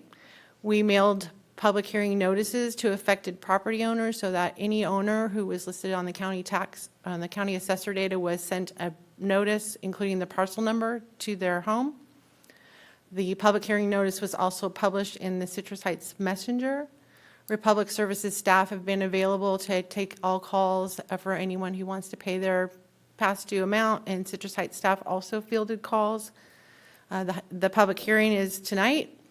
In August, there will be a final reconciliation. Any other payments that might come in, we'll take those off as well. In August, there'll be the final reconciliation, and then the list will be submitted to the county to be placed on the tax roll. Once those taxes come in, the county will forward those payments to the city in January, and in May, and then the city will forward the amounts due to Republic after that. So the recommendation is here before you. Any questions? All right, do we have any questions for Mary? I always have one. So have we determined if the delinquent accounts are vacant homes that don't put their garbage can out, don't pay their bill, aren't there, or are they people who are hurting? Have we made I know we're not a charitable organization, but I'm just wondering if we ascertained those that need help versus those who just aren't there. We have not done an in-depth study of that, so I would have to look into that further to let you know that. If I could- Anecdotally, a lot of people pay their garbage bills on their taxes. Oh, that's true with so sewer. it's- That's true with the sewer district, too. That's true. So we haven't had a lot of people calling and saying they can't afford to pay their bills. They wait for the penalty. Yeah. So, If I could just Yeah. add to that, can you imagine if there was 1,167? almost 1,200, yeah. Out of 26,000 accounts? The amount of work it would be to research all 1,200 of those would be a lot. And it would be, I don't know that we'd finish on the other side anything ahead. Well, You follow me? if I noticed my neighbor had a vacant house, then I would say, okay, she's not paying her garbage bill because there's no one there. She's moved, she's gone, the house is vacant, or renters, or who, I don't know. Maybe, I don't know. I'd just love it if somebody showed up in here and said, hey, this is wrong. But she's we right, don't- there's a every lot of year we people do pay this. their sewer bill when they get it once a year. We do this every year and nobody ever shows up. Mm-hmm. So, Okay. Any other comments on this side? Okay, this is a public hearing, so let's open public hearing. Did we have any comments in person or on Zoom? I do not have any public comments. Okay, then we can get to close public hearing. And what is your pleasure? I'd like to make a motion. Okay, Adopt Resolution 2026, a resolution of the City Council of the City of Citrus Heights, California, confirming a report delinquent solid waste charges and ordering collection of delinquencies on the property tax roll. all right, we have a motion. Second. We have a motion and a second. Those in favor? Aye. Aye. Any opposed or abstentions? Okay. All right, Thank you. thank you. Next item, please. The next item is regular calendar item number 18. The subject is resolution supporting the nomination of 3 Citrus Heights census tracts for an opportunity zone designation. And the recommendation is to adopt a resolution supporting the nomination of 3 eligible Citrus Heights census tracts for opportunity zone 2.0 designation. Good evening, Mayor and council members. Alicia Aguirre, Management Analyst with the Economic Development and Community Engagement Department. The item before you is for a resolution to support the nomination of some census tracts to be considered by the Governor's Office of Business and Economic Development for Opportunity Zone designation. So some context, quality opportunity zones create an opportunity for federal income tax incentives. It's a place-based incentive that rewards the investment of capital into distressed communities.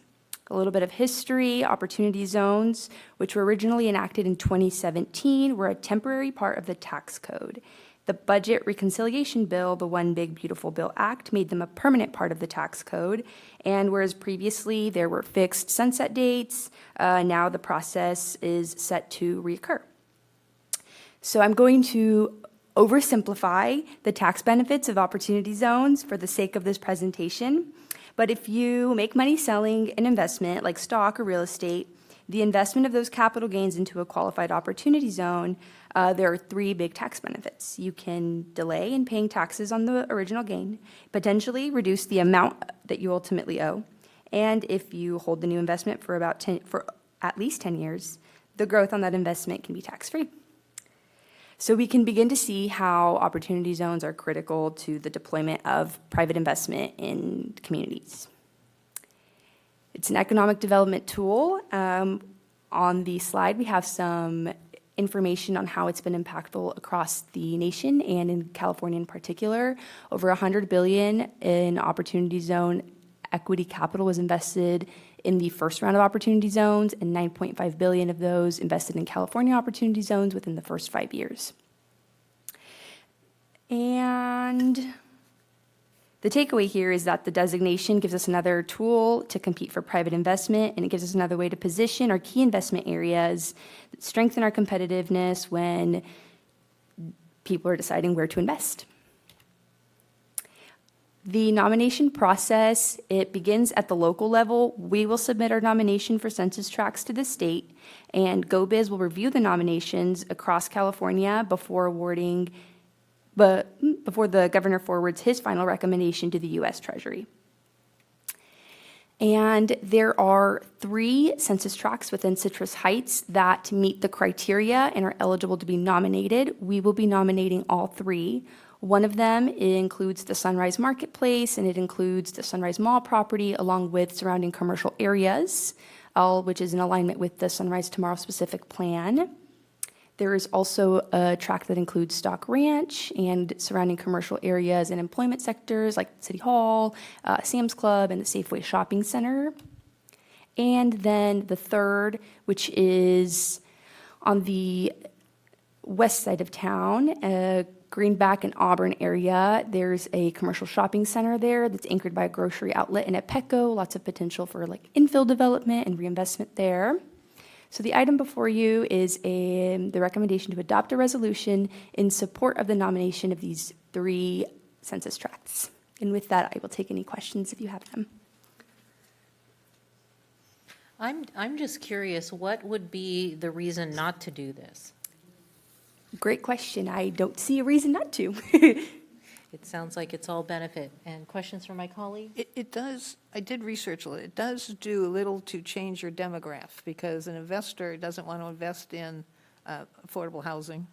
They want upscale so they can make money on their investment. So you do kind of lose investments if you are looking for a lower level. On the other hand, Citrus Heights can deal with that. We're a city that can deal, is it going to affect us that much? So I couldn't find anything negative. I have a question, though, too. Is there like regular investors? Can I go and put, $100,000 into this opportunity zone? Can I do it? Or anybody in the audience? Can we just do this? Or is there an investment broker that, how does that work? Ash, do you know? It would have to be an owner. Well, okay, so you have a property owner. So how's that work? Do they set up a thing, and then, do we have any? Yeah, my understanding, the way this would be used is if you're working with, like an investment firm, or if you're part of an investment group, that would be an opportunity to invest in opportunity zones. So usually they're done, through. We have no role in. So I don't believe it's like, hey, I can go, buy $100,000 of opportunity zone investment. That may be true, but to my knowledge, it's more of where people that are working through investment houses, that they look at these type of opportunities to invest in opportunity zones when they're trying to place clients' money. So if you work with an investment firm, you may be able to do that. The city doesn't have any, once we designate the zone, we're out of it, right? We don't administer it. This is really more for real estate investments, right? It's real estate investment, that's correct. Oh, trust, real estate? Yeah, it sounds very interesting. Does. Okay, Is this a public, nope, this is a regular item. And this, Do we this have is any a, public comment, though? no, I do not have any public comment on this. Okay, Sounds all right. exciting. Any additional questions, comments, curiosities? All Just right. one more comment, actually. It could be as simple as an individual purchasing a property in one of these commercial centers, right? Or like putting their business in one of them. My understanding is that if there is a property owner and they're looking to develop and then their project requires investment, it's easier for them to attract that investment because there are those tax benefits that exist there. Amazing. Oh, that's Okay. perfect. That's good, too. Sunrise Mall. Yeah. Okay, any other questions or comments? Good discussion. Are we likely to get this designation, or is there such competition that we might not? Well, if we don't put our hat in the ring, we never know. So That's we're going right. to find out. Been pretty All right. good so far. I'll entertain a motion. I'd like to make a motion, 2026, a resolution of the City Council of the City of Citrus Heights, California, supporting the nomination of 3 eligible Citrus Heights census tracts for Opportunity Zone 2.0 designation. Second. All right, we have a motion and a second. Those in favor? Aye. Aye. Any opposed? Okay. All right, perfect, thank you. Next item, please. Our next item is regular calendar, item number 19. The subject is resolutions adopting the memorandums of understanding for the Citrus Heights Police Officers Association and the Citrus Heights Police Employees Association, amended salary table with cost of living adjustments and select market equity adjustments, and amendments to the employer contribution level for employee health benefits. And the recommendation is to adopt a resolution adopting the MOU for the Citrus Heights Police Officers Association, adopt a resolution adopting the MOU for the Citrus Heights Police Employees Association, adopt a resolution adopting an amended salary table with cost of living adjustments and select market equity adjustments, and to adopt a resolution adopting amendments to the employer contribution level for employee health benefits. All right, thank you.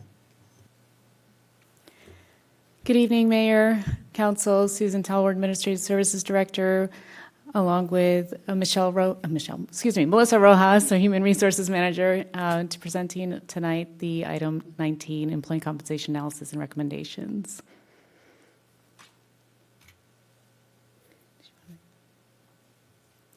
All right, so I'll kick us off. So on the agenda today, we're going to talk about a compensation adjustment history that has occurred here in the city of Citrus Heights for employees from 2023 to 2025. I'm going to talk about the budget forecasts and some fiscal sustainability measures that we're talking about with the city manager. Our 2026 total compensation survey that we've conducted through an independent third party. And then we'll talk about the proposed compensation adjustments and the recommendation to ratify the MOUs with the bargaining units, POA and the PEA, and also some information about an organizational restructure. All right, well, thank you, Human Resources Manager Rojas and Director Talwar. Ash Feeney, your city manager. Council, I just wanted to say a few words on this, and actually I'm going to read the message in the staff report that was drafted by me as part of this. But certainly when we're talking about employee comp and making sure that we're staying competitive in the marketplace, that's one of the most important things we need to talk about, because the municipal services is a people business. It's about people delivering services on behalf of residents and businesses. Most of the budget is people. We certainly have keeping the lights on at City Hall. There's fleet and facilities and operational costs, but it's really around the people that are delivering the services, and that's common in all local government structures.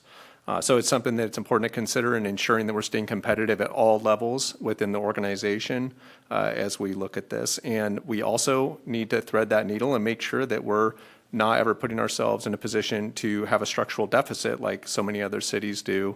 So we look at this in more of a long-range format and making sure that your priorities and the community's priorities are hit across all different areas.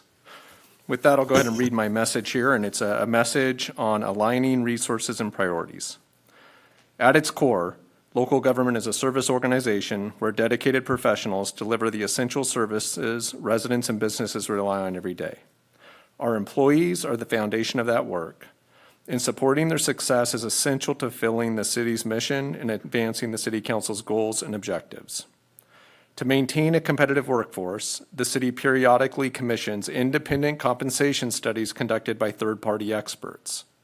The 2026 study compared Citrus Heights compensation with similar public agencies and provides the objective foundation for the recommendations that are presented in this report. Competitive compensation is one of the city's primary tools for retaining and attracting the talented employees who deliver the reliable, high-quality public services our community depends on. Our commitment to investing in our people is inseparable from a responsibility to be thoughtful stewards of public resources.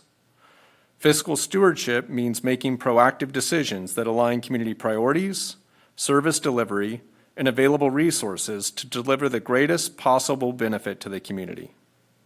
Across California, local governments are facing growing fiscal pressure as inflation, rising operating costs, and increasing service demands continue to outpace revenue growth.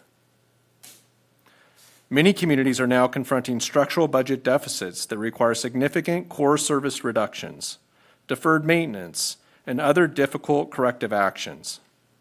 Citrus Heights faces many of these same financial pressures. Sales tax revenues have consistently fallen short of earlier forecasts. Property tax growth remains relatively flat, and no new significant revenue sources are on the horizon. At the same time, the cost of delivering the quality public services our community expects continues to increase. As fiscal conditions evolve, the city's compensation strategy must evolve as well. During the 2023 to 25 compensation cycle, the city successfully positioned salaries at the market median to strengthen retention and recruitment. This balanced approach means many comparator agencies continue to offer higher compensation, while some offer less, positioning Citrus Heights as a competitive agency without leading the market. Given today's fiscal realities, staff is recommending a more conservative approach to compensation. In this cycle, we're looking to position salaries within 5% of the market median, or 5% below market median, a level that remains competitive and invest in our people while mindful of the city's long-term financial sustainability. Compensation recommendations cannot be considered in isolation. To responsibly accommodate these proposed recommendations within the city's long-term financial plan, staff undertook a comprehensive review of the city's service delivery model. The review was guided by the same principles reflected throughout the city's budget preparation and adoption: preserving core services, improving operational efficiency, prioritizing investments that deliver the greatest community value, and ensuring limited public resources are directed where they have the greatest impact. Programs, organizational structures, staffing models, and service delivery approaches were evaluated to identify opportunities to create capacity for these recommendations while maintaining the city's fiscal prudence. The recommendations presented in this report extend well beyond compensation and into a broader organizational strategy and ongoing commitment to align community priorities, service delivery, and finite available resources. This strategy is intended to address today's fiscal challenges, but preserving core services and maintaining long-term financial sustainability will require continued fiscal discipline, thoughtful decision-making, and a willingness to adapt as economic conditions evolve. Every service the city provides begins with the people who deliver it. Every day, city employees bring professionalism, expertise, and a commitment to public service that improves the quality of life for our community. I'm sincerely grateful for our staff's dedication and the work that they do on behalf of our residents, businesses, and visitors. Our responsibility is to support our workforce while serving as responsible stewards of the public's trust and resources. These recommendations reflect that commitment by balancing investments in our employees with the city's long-term financial sustainability. By aligning resources with community priorities, these recommendations help position Citrus Heights to continue delivering core public services while preserving the flexibility to respond to future opportunities and challenges.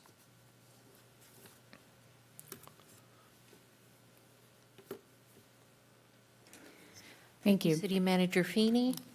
Sorry. let's go ahead and continue. So with that, what we wanted to do, as City Manager Feeney mentioned, our best practice and a best practice in general is to frequently update the long-range model. And anytime we're making a decision or trying to figure out if it's something that is attainable, a project, any upcoming increases or, anything else that we have that could be impacted to the budget or any amendments, what we're doing is we're running it through the model to be sure that we are in line and maintaining our reserves.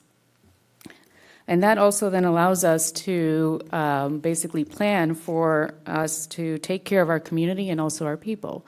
So what happens is I wanted to go over the mid-cycle update. While this was an amended budget that was brought to council at the June 24th meeting, I think it's important for us to review some of the changes that happened during that meeting and what was adopted as the amended budget. We at the city do adopt a biennial budget. So in June of 2025, we adopted a 2-year budget. And then at the beginning of the second year, or before the second year, we come and reevaluate the financial model, update that, and say, okay, what are our new projections? And some of the projections that impacted that budget, we'll start with revenues. On the revenue side, we had our sales tax, and sales tax, as mentioned, has been pretty much flat. And when we projected the sales tax last year in June of 2025, compared to the amended budget, it had dropped about $300,000. And so that was an impact to our budget. And you can see that, you'll see that that's reflected in there. But what also happened is our property tax has continued to be flat. And what we're noticing is due to the higher interest rates, folks are married to their rates, so to speak, and not moving or not taking that leap to buy a new home. And what has been saving, speaking of interest rates, because our reserve balances have been high, we've been able to take advantage of those higher interest rates, and that has been saving us and offsetting the net impact, which has allowed a slight increase in our budget there for the projected revenues for this current fiscal year. As a city council priority, we are continuing to maintain our street repairs. And you can see that those street repairs are projects that we want to be able to plan for, and they are pulling down from reserves. Our net operating position is $1 million, and then we're drawing down $4 million. So that's a net $3 million that's dipping into reserves and funding our streets, as an example. And then we continue for other expenditures, that have increased. So software costs continue to rise. Those went up about 5%. That was a $300,000 impact to the software and maintenance budget. And in our model, what's also important to note is that our streets do not have an inflationary factor, but we do have inflationary factors built into the revenues and expenditures. So on the expenditure side in particular, we have about a 2.5% assumption built into salary and benefits, and we have a 1.75% inflationary built into not salary and benefits. So that's your other operating and maintenance expenses. And so that basically brought us down to about $33.9 million. And you can see our reserves, if you look out, we project out, it's like a 10-year model. We have a look back, looking at our trends, and then moving forward into 2032, 33. You can see there is a slight decline, and that's basically to continue our priorities of the street repairs.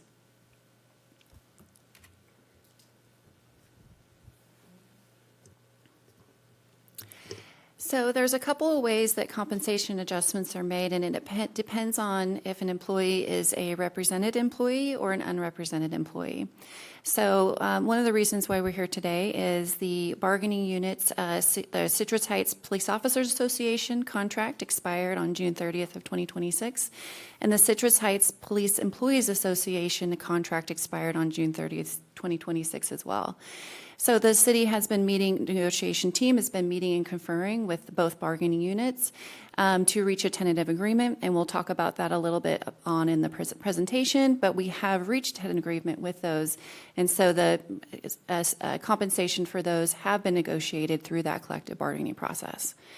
Compensation for unrepresented employees, however, is established by the City Council by recommendation by the City Manager. And so that's the bulk of the analysis and information that you're receiving today, is to align those. So a look back at what we've done since 2023. In October of 2023, October of 2023, July of 24, and July of 2025, this is the compensation plan, the adjustments that were made for all city employees, represented and unrepresented.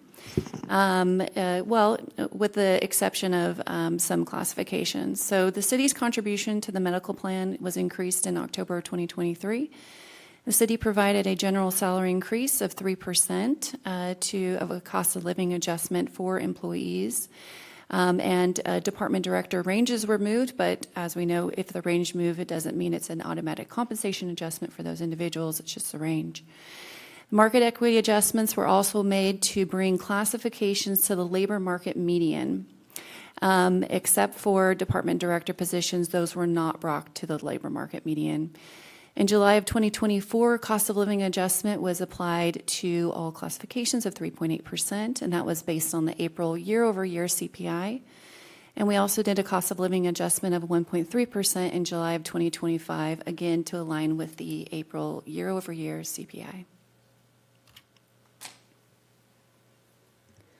So I wanted to take a moment to reflect now, going back to our long-range forecast. If we were to do what we did in 2023, this would be the impact of bringing all staff to market median. And you can see at the tail end there, we basically have a problem, especially in 2032, 33. We're in the negative. I mean, we've ran out of funds. And that's quite a big difference. And this is just us zooming in, and you can see in those outer years just to show, I mean, that's $9 million below the targeted reserves. Our targeted reserve should be at $8 million of the 17%, and that's $9 million below. And if you look at the 25%, which really, I mean, that's a 3-month savings, should be standard, you're $12 million below.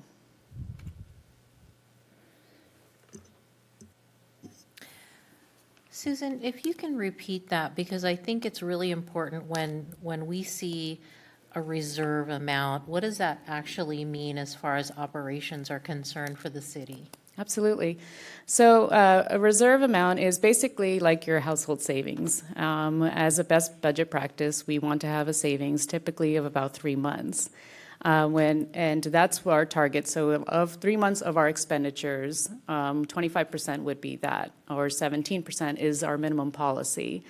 So we want to be able to maintain as a best practice those minimum target reserves so that in case we do have those rainy days that we can basically fund it and dip into savings. Or if we need emergency funds to repair something that comes up, we are able to fund it, match grants as well, or a rating if we needed to do any debt financing. It's important to have those funds in those reserves. Thank you. So we cannot provide labor market median. Obviously, that would not be a good fiscal stewardship. And so in looking at and evaluating compensation adjustments for unrepresented employees, the city looked at what our compensation philosophy is.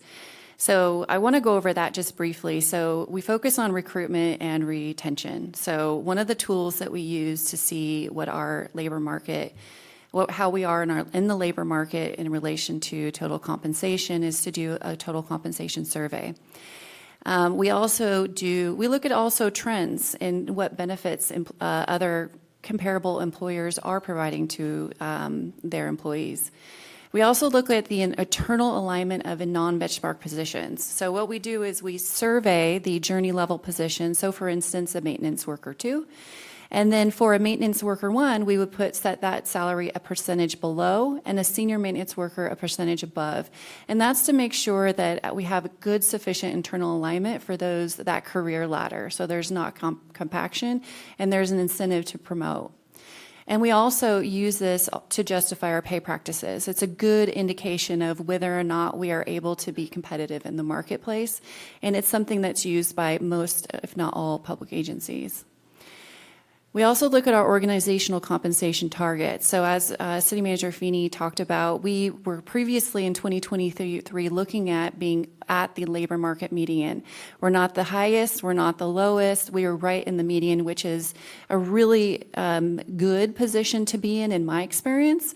Some cities say we're going to be the top, some say we're at the 75th percentile, but more often than not, you're looking at average or median. That's the typical compensation target for most public agencies. And that will shift based on the financial forecast, which is what we're experiencing right now. And so we are targeting within 5% of the labor market median.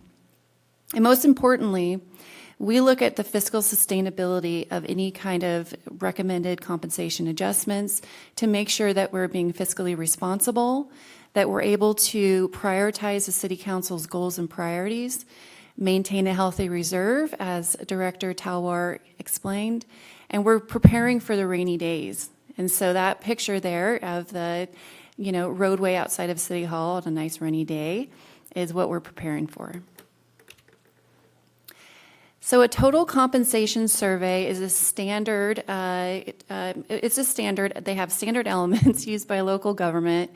So what we survey is the maximum base salary of a classification in the city's classification versus one of our comparator agencies.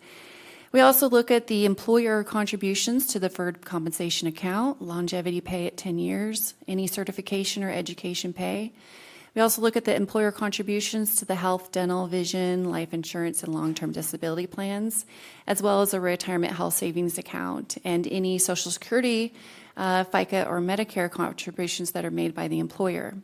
And we subtract any employer cost of a retirement that's paid by the employee, so cost sharing. And this encompasses a total compensation package. So we don't just look at the base salary from one agency to another, we look at the entire compensation package to get a very good indication of whether or not our compensation package is competitive in the marketplace. The comparator agencies that the city uses are the City of Davis, Elk Grove, Folsom, Rancho Cordova, Rockland, Roseville, Sacramento, West Sacramento, Woodland, and the County of Sacramento.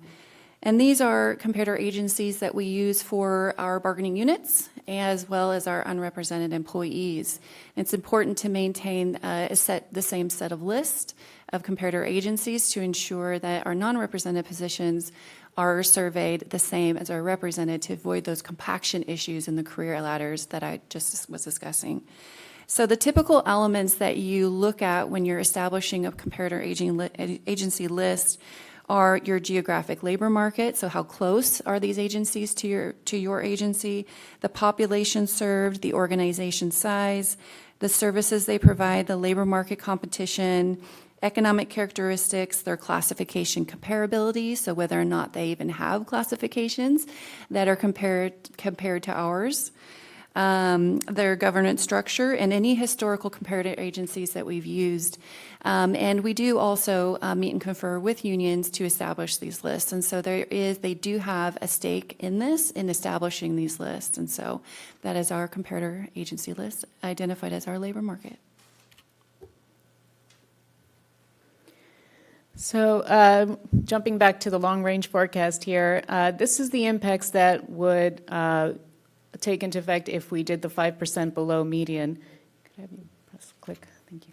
And what I wanted to do was bring up for comparison. So at the bottom, the two rows there, you'll see that's what we were at median. So at the end of that, we're $9 million below the targeted reserves. And if you go up above, we are now $4.5 million below. So that's a pretty big delta just with that 5% below. And basically, you can see the impacts of what that has over time. Yeah, and clearly we can't do things that put us in the red knowingly. As your city manager, on my watch, we're not going to make recommendations that we knowingly put ourselves into a structural deficit. We see that at some cities, and they've gotten themselves into real trouble with some decisions they've made over time that have put them into a structural deficit, and then it's even a much harder problem to solve for. But you heard previously with the exception of the department directors in 2023, people were brought to median. And now we're not able to afford, with our forecast, being able to bring our team to median, but we still need to be competitive in this marketplace. It's critical to ensure that we have our talented employees here to deliver the services. If we don't have the right kind of workforce, we can have very expensive mistakes that happen that cost the city even more money. We also lose, the excellent knowledge that's built when we aren't able to retain our team. We get into perpetual training that only benefits other agencies. So we feel that by making this recommendation to be within 5%, we're able to make sure that we still offer a competitive market place for our employees.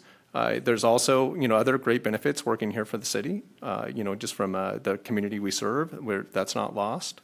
But I'll say from an organizational restructure over the past 4 years, we've been actively restructuring this organization all along. The first budget we proposed, our community development department had a planning manager. That's like a commander in the police department. It was removed from the department, to make sure that we could have some savings to ensure that we're able to be competitive in the marketplace and just lean service delivery models. Our budget manager was again removed from the department. We've had several examples where we had management analysts or management level employees that were reclassed. Those positions were reclassed and rehired at like administrative assistant or customer service, and those duties that are higher level were redistributed to other people. So we have people that have picked up duties. I mean, Director Cave, I think with every promotion she ever had, she took her job with her. So we've seen that time and time again in this organization over the last 4 years. We have definitely continued to be lean. We have budgets that are based on actuals, not just last year's plus 3%, which is common in a lot of government agencies. So we run a very lean operation here. And so we've continued to lean it out over the years. This year, as we face this compensation problem, like you said, it's a very challenging equation to solve for. We had to go deeper in order to stay competitive. We can't quite meet median with the forecasted revenues we have here. That is a great challenge. And so now we have to look at our service delivery model. What are our core essential services that we provide? What is an enhanced service and what's a core service? The core service is something we need to absolutely continue to provide for our community. Enhanced services are just that. They're enhancements, they're services we want to provide, they're important services, but you kind of get down to, can you afford to provide that service? Or when you're looking at your return on investment for your dollars in your city council priorities and your community's desires and needs, where are we getting the greatest return on that investment dollar? Because they are very finite and scarce. So we really, took a hard look at our organization as we went forward and looked at how can we ensure that we're staying competitive for retention and recruitment, and what can we do to optimize our efficiency here with our model. And so with that, I'm going to kind of go over some of the organizational restructure changes that we've made as part of this effort. So in the staff report, this is explained in detail on how this works. But we had for our traffic unit, we did go ahead and reassign our traffic unit back into patrol. Patrol is an absolute core service delivery. And we have needs in patrol right now. And so we have some very experienced officers that are excellent at traffic, and they're also excellent officers. And so having them back into patrol is going to be a real benefit. And if we could keep them in traffic and afford to do that, that would be fantastic too. But we have a need right now to move them into patrol, and that is a core service. A traffic model is an enhanced service. So that's one example. So we have 4 officer positions that are being moved from traffic into patrol. And so they're replacing 4 vacancies that currently exist in patrol. So those 4 vacancies are now being removed from our FTE count as we move forward, so our full-time employee count. Similarly, we have a traffic sergeant who is also being moved into patrol to support patrol. And then Once we have a retirement, which we expect we will in the not-too-distant future, then the sergeant position would be eliminated through attrition through that retirement. So nobody in either of those positions is being laid off, if you will. They're being reassigned to other duties that are part of our core service delivery model. Similarly, on the police lieutenants, we took a hard look at our lieutenant model and said, okay, is there something we could do to potentially restructure and get a little more lean and efficient in the future there?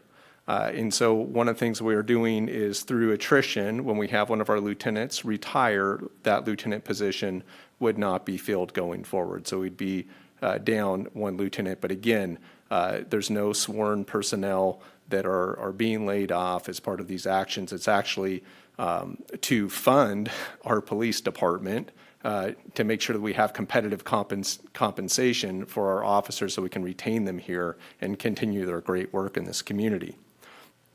We did have have to take a really hard look at the professional staff and say, okay, is there some things we could do there to free up some positions and have some different reporting structures and have more operational efficiency. So we have 2 police services supervisors that we eliminated those positions, and we also eliminated our police service managers positions. We are going to go up on 1 police communications manager, so a police services manager position. While that position's eliminated, we do have one of those employees that's going to be in a police communications manager position, which is certainly where the organizational need is. For those other 3 positions, we are going to have different reporting structures there now. We have our Animal Services Division is going to be moving under the General Services Department. It previously was housed out of the General Services Department in the past and was successful there. It did move to the Police Department. Now we're moving it back to General Services where it can have a wider band of support with some of the other staff that are there. And we're looking forward to that being a successful move. And then for our records and our code enforcement units, the employees within those units will now report directly to one of our lieutenants. So, and one lieutenant will handle the code enforcement team and have them as direct reports, and then another lieutenant will be handling the records team and have them as direct report. So those are the restructuring that we did. We have, as you can see, 9 total full-time employees that we'd be removing from our FTE count. And that is a big part of how we're able to ensure that we're not going to fall into a structural deficit while ensuring that we have a compensation model that we're recommending for our team.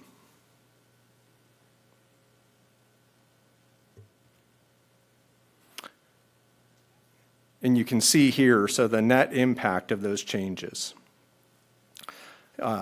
You can see the compensation adjustment, and this is articulated within the staff report as well, that now with those compensation adjustments, those offset, not fully, clearly, but they do a big part in offsetting some of those expenses that were putting us into a structural deficit before, while also still allowing us to provide that core service delivery that really local government's tasked with.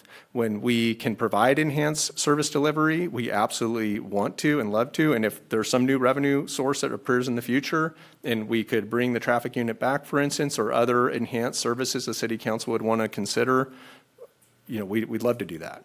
But I think the responsible thing that we need to do is to make sure that we're able to retain our talented staff, make sure they're funded, make sure that we are competitive in the marketplace while ensuring that we're not putting the city into a structural deficit down the road.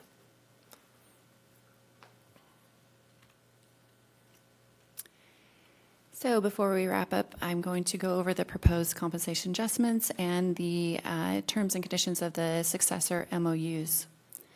So put forth before the City Council tonight is a recommendation to ratify the agreement between the City of Citrus Heights and the Citrus Heights Police Officers Association. The city and the association have met and conferred in good faith.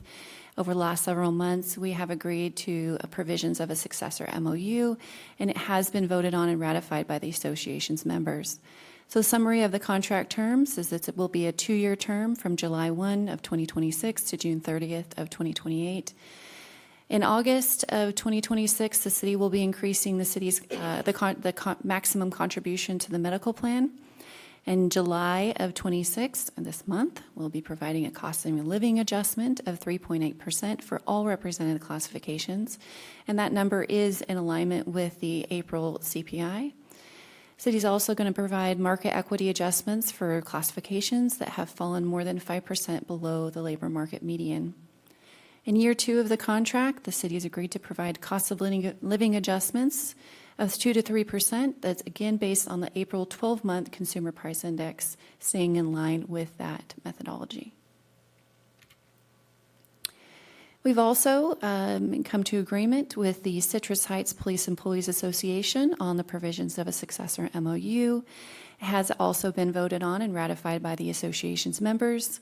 In summary, the contract terms are a 4-year contract term from this month to June 30th of 2030. August 1st, we will be increasing the city's contribution to the medical plan, and as well as increasing the city's medical plan opt-out provision for represented members. In July 12th, effective date, cost of living adjustment of 3.8%, as well as market equity adjustments for any represented classifications that are more than 5% below the labor market median. Thereafter, in year 2, 3, and 4, July of each of those years, the city has agreed to do cost of living adjustments from 2 to 4% based on the April 12-month Consumer Price Index. The proposed compensation plan for unrepresented employees is put forth before you. Staff is recommending a 4-year compensation plan starting this year until June 30th of 2030. This plan is mirror to the PEA compensation plan. And so I'll go through it again. So August 1st, increase to the city's contribution to the medical plan, and increase to the city's medical plan opt-out provision, cost of living adjustment in July of this month, so this month, 3.8%, as well as the market equity adjustments for classifications more than 5% below the labor market median for all classifications except for city manager. In July of 27, 28, and 29, the city will be recommending cost of living adjustments of 2 to 4% based on the April 12-month Consumer Price Index. Different from our represented units, compensation adjustments for unrepresented employees will be dependent on approval of the biennial operating budget. And so this will be presented to you for recommendation of approval each year. And it'll be dependent upon the city's financial forecast. But this is our recommended pathway plan for unrepresented employees to give them something to see and to know maybe possibly what's coming next, similar to what we have for our represented employees. So before you is I apologize.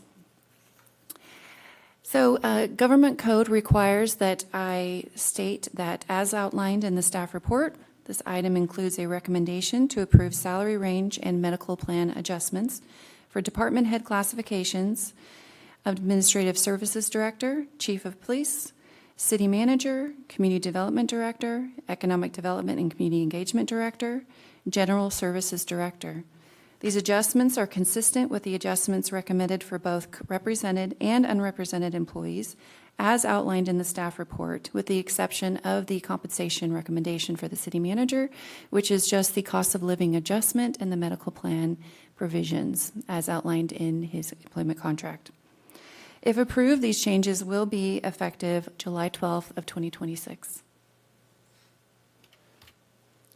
So in summary, the recommendations, staff recommends the City Council adopt a resolution adopting the Memorandum of Understanding for the Citrus Heights Police Officers Association. Staff recommends the City Council adopt a resolution adopting a Memorandum of Understanding for the Citrus Heights Police Employees Association. Staff recommends the council adopt a resolution of the City Council adopting the amended salary table with cost of living adjustments and market equity adjustments. And those are attached as Exhibit A. And staff also recommends the City Council adopt resolution adopting amendments to the employer contribution level for employee health benefits. and we are here to answer any questions. Before we get to the questions, I want to just thank you for all of your work in negotiating with our labor parties. I know this was a very, very long negotiation. It was very difficult. And so thank you for keeping our residents in mind and fiscal prudence. I appreciate the mindfulness that you all have undertaken in this process, making sure that we are aligned to all of our priorities and the things that our residents continually want to see as far as service is concerned. So thank you so much for taking on that very, very hard job this cycle. So I appreciate all of your efforts there. With that, I'll take any comments from my colleagues. Yes, Councilmember Schaefer. Oh, thank you. Thank you, Mayor. A great presentation. Thank you for all of your support and your answering questions along the way here. This is my third negotiating period since I've been on council in the last 6 years. And so I find it really, I struggle with it, to be honest. I mean, it's a very difficult time. And this particular time was more difficult than past years. But would you take a minute and explain deferred compensation and why it varies widely amongst employees? So deferred compensation, are you talking about the employer contribution, an employee contribution? I don't know. Okay. It just says So- deferred compensation. I don't know. So when we look at the employer contribution to a deferred compensation account, it typically is a percentage of an employee's salary. And so that's why the amount varies, because of the percentage difference between a salary of. Yeah, I see people that are in excess of $200,000 a year that are only saving $10,000. They're only putting in deferred comp of $10,000. I see people that are making considerably less might have $20,000 or $30,000 in their deferred in the column for deferred comp. And I'm just trying to figure out how we get there from here. Well, how do we arrive at that? I think, Councilmember Schaefer, as it relates to the comp studies for deferred compensation, that there's all those different categories. Maybe if we can pull that slide up that looks at the various categories. So anytime you're doing a comp study, these categories here are looked at. And so for deferred compensation, if there's an employer that makes contributions to deferred comp, some do, some don't. If you do or don't, all these boxes, they get added up. And whatever that is, that's your total comp, and that's what you're comparing to. So if one employer makes a deferred contribution or deferred comp contribution, and even within, if it's different within the structure of the organization even, it's still coming out on the total comp. I'm just talking about our city. When we look at the varying, I have looked at this pretty in depth, and I see some employees have a lot of deferred comp, and some employees have it, and it doesn't seem to equate to, okay, well, I'm going to put 10% in this bucket. It's all over the place. Well, that's a personal choice. I mean, some makes people's sense. situation is much different than other people's. So you could have somebody that is I guess my question is, this is a choice that the employee is given. You can say, okay, how much do you want in your deferred comp? Because there was a time where I actually alluded to how much money was in deferred comp, and the answer was, well, I didn't choose that. Well, to participate in deferred compensation plan, sometimes there's a minimum you have to put in, and then some employees can put in much greater than that if they choose to. For instance, they may have a dual income household, and they have the ability to put a lot more into deferred comp. They have that choice, but they can do it up to a limit, like a federal max. But there's differences. Essentially, it's a tax benefit. You're not paying taxes on that, whatever money you put in deferred comp, correct? For currently, they're not. At some point, they do. I think to use plain English, I'm going to ask the question this way. Deferred compensation, is that a retirement or investment account or the like? So deferred compensation is a section 457B account. So it's similar to a 401K, but it's for government employees. And so it's a mechanism where employees can defer current money that they make for retirement savings. And so there's a little bit different plan rules because it's a government plan, but it's an employee contribution, so they're diverting in their own funds. When the individual retires, that's when they can withdraw those funds, and that's the point in which they will be taxed. Okay, thank you. So,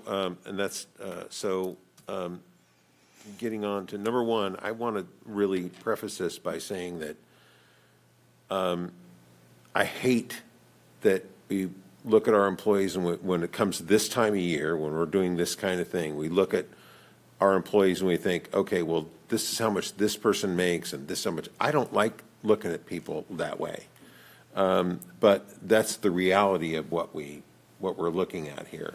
We're looking at somebody in one position that has maybe fewer employees under that have direct reports, that have fewer employees, yet they are making more or an equivalent to somebody who has a lot of direct reports.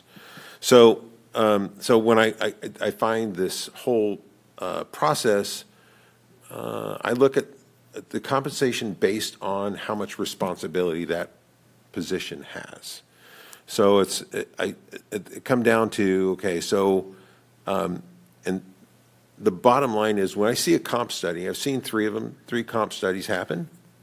Every single time we are well below the median. And I think we shoot ourselves in the foot when every time we give substantial raises, 3.8% CPI, and then another 3%, that's a substantial raise in a year. And that gets calculated into the median income for the next time around. So we're constantly just chasing our tail. Every time we do 7%, 8% raise combined, then the next time we come up, now we're even farther behind the 8 ball. And so and cities run into this. I think this is sort of not the only area where this becomes a challenge, but it becomes a fiscal challenge for all cities when they're trying to play catch up. They're always trying to play catch up. Rockland pays more, Roseville pays more, even though, that there's very different. Roseville has a $250 million a year budget, and that doesn't even include Roseville Electric or any of the other services. That's just their main general fund budget is $250 million a year compared to our $47 million. And so it seems a little bit unfair they have a ton more money. When you have more money, you have a little bit more to work with. So it seems as though, to me, that there is a little bit more wiggle room for them when we only have 47 million and most of our budget goes for payroll. It's very frustrating and difficult. This is the most difficult part of this job because I very much, and Casey, I'm thinking about you, I'm thinking about Regina, I'm thinking about all the department heads, that you do an amazing job. And I am very proud of this city and how we perform.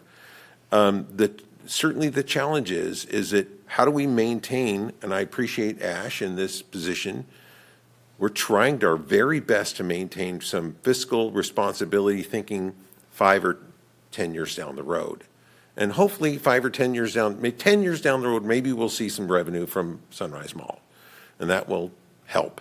But nonetheless, I'm going to say that, I had a discussion with the city manager prior to this meeting, and I have changed my position since I had that conversation with him, because he made a compelling argument. And I want to make sure that everybody understands that, look, I'm open-minded. I will listen and really find it in my heart to make the right vote here. So with that, I am absolutely willing to support this, but it's something that it's just a very difficult time, and we're going to see this again in 2 years. I'd hoped we had a 4-year contract or something that we're going to run into the same thing in 2 years. And it's just, there's a fiscal end to all of this that says, hey, we can't do this anymore. And I think I'm proud of the city because we run lean. We run very efficiently. We're a small city. The number of employees, we have 258 employees. Roseville has 2,200 employees. You look at some of these other cities that are smaller than us, Rockland, for example, has 378 employees. Folsom has over 800 employees. When we have a small staff, we have a small and mighty staff, and I want to retain our staff if I can. But there's going to come to a point where I'm going to have to say, can't do it. And I hope you guys will understand that's the position. So thank you very much. Any other comments? Questions? Yes. I have a question. This is the first time I saw this layout of the compensation comparison. This median thing gets me because if cities are structurally in deficits, why do they keep going up? And so that they get up, and then the next guy at the bottom, he's got to move up, and then all of a sudden everybody keeps climbing up. So all of these 1, 2, 3, 4, 8 boxes are what you look at when you look at the median. So if we're 5% below the median, you could pick any of these columns to get to 5% without being the base salary. You could take another one of these, and is that what you're saying? Is that we could up dental, vision, and life insurance, and that would get us to median? Is that what you're saying with this chart? So these are the elements that we use to survey the market. So we know what our comparator agencies pay for a similar classification than we have. And so they're the standard elements to look at the total compensation. Instead of just base salary, some agencies pay more in medical, and we want to, like our agency, we That all pay a comes little to bit median? more. That all is calculated in the median number? Yes. Okay. All right, so when we give and we are increasing the medical, that gets us up a little more. Okay. Then my second, that answers that one. My second verse is, I wished you had had a financial impact slide, because I think that people are missing that it's still costing us almost $1 million more a year for the POA. And then I got my other numbers here. It's still very expensive what we're doing. The unrepresented is costing an extra $805,966 for the $1,000 for the POA, and this comes to about $2 million. So does our budget allow for $2 million increase in salaries? So if you take a look at this slide here. I'm sorry, I cannot see from here. Oh, no worries. I can run through it. Tell me what it says. Sure. So the net impact of it for the current fiscal year is basically going to put us in a net operating position of about 200,000, 300,000? Where do we take that out of? Do we take it out of reserves and move it up? No, meaning on the positive. So we would not have to pull from reserves in this current fiscal year. All right. Yeah, I think it may be helpful, Director Talwart. Why don't we show the current adopted budget that before any of these compensation adjustments, and let's look at the ending That would be forecasted good. reserve balance on that, and then with the 5% of median with the structure, the organizational restructure we had to do. So, because what you're going to see is we're not in a worse position, but we had to make some really hard decisions, look very hard at our organization to ensure that we're not. So this one here, I'll just show, it has, if you look at, like right now, there's no factor put in for solving a median. So this is our current adopted budget, and you can see at 2032, 2033, we're just above a 25% reserve I'm looking, level. I want to know 2026, 27, which is Yeah, where we so are. 26, 27, we're at a reserve level that we're at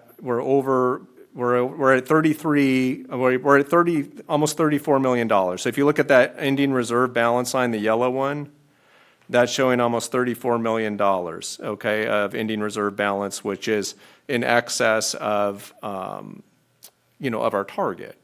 So the net operating expenditures are going to go up, right? Yeah, so if we go to the one of 5% of median without the restructures, and we go back a slide, or the one that, the long range, if we can go back to that. Actually, one more back, please. Or do we have that one? It would basically be this, the current fiscal year, so this slide, but showing this 26, 27. Do we have that one here? I'm just wondering how it affects our Yeah, I'm gonna get to that. So here's, same well, budget cycle. so this is with, okay, but do we have, okay, I can, there's this last slide. This is after our compensation adjustments. So this would be after our organizational restructure. We're still ending with almost a $33 million reserve balance. Oh, But where did the, yeah, what I was trying to show. Okay. What I was trying to show was our current, then if we didn't have any organizational restructure, what the cost would be, which would be in excess of $2 million. So basically, if you look here on this, I'm sorry, I must have touched something. Whoops.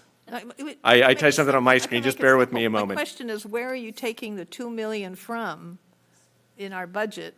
to- It comes out of our revenues. I mean, it comes out of our revenues. So ultimately, if So we we. have less to spend on other things, is that what you're saying? Well, it would be coming out of our reserve, so it would basically lessen the amount of our reserve fund. So that's where it comes out of, but That's you the can. question. Yeah, okay, That's good. okay. That's it. Any other questions? Exhausted.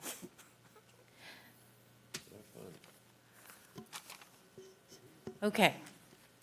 Are we ready for motions? Mayor, I do have a public comment speaker for this Oh, yes. item. Thank you. And I don't see any raised hands at this time, but I will call the in-person public comment. Charles Stone. All right, welcome. Thank you.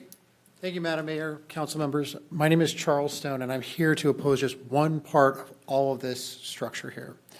And I agree with the city manager that we have to focus on our key services, and I believe the police department is one of our key services. And so I oppose the loss of the 9 full-time equivalent positions for the police department. And here's why. The city of Citrus Heights gets a D- from a group called Area Vibes and ranks us very last for the number of victims of violent crimes within our city. According to notice.org, we're basically 1 in 246 of us are going to be a victim of violent crime in the city.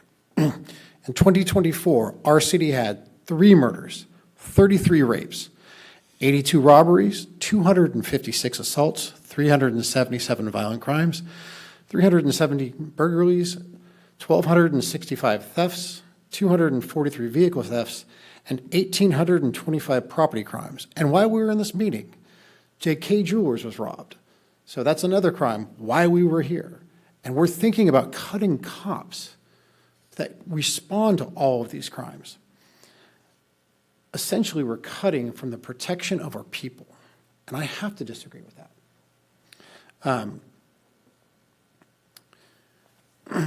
At the same time, if we're looking at costs, instead of cutting positions of people that respond, let us look at all of our expenditures one by one, line item. Just like, and I hate to use this term because it has a political connotation to it, just like Doge did. Look at every expenditure and say, hey, what do we really need? What are our core services? And what do we do that makes our citizens safer? If we have to cut something, let's cut those. And if I looked at our most recent budget, or our most recent pamphlet, which is the popular annual fiscal financial report, on page 8, it shows that we have $19,286,849. And we're talking about cutting positions from our police department that are the ones that respond if we need an emergency. Thank you. Thank you. All right. Any other public comment? I do not have any other public comment for this item. All right. Do we have additional comments, thoughts? No, but I think that comment needs to be answered. Would you like me to go and address some of the concerns that were raised there? Yes, please. Yeah. I'll say that, like what was referenced, if it was a crime that just occurred with, I'm sorry to hear if that's the case, but ultimately, if there was a robbery or something of that nature at this hour, patrol's responding to that. We're not cutting patrol. Actually, the moves we're making are helping to enhance patrol. Patrol is the core service function of law enforcement, along with investigations. And all those enhanced services are important. POP's important, traffic's important, all of them are important, but you have to make decisions.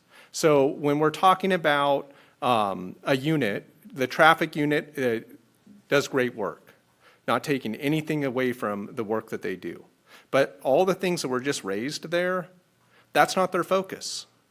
The other crimes that were just talked about, what we're doing by these actions is making sure that we're able to keep those individuals that combat the crime. We're reinforcing those that combat those type of crimes that were talked about.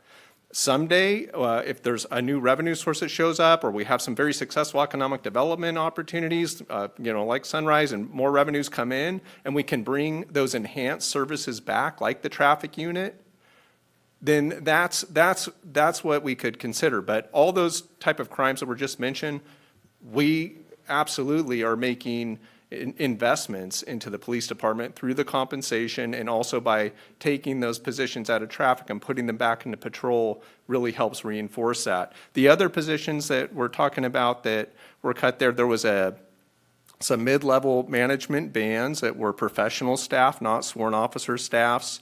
That was very tough.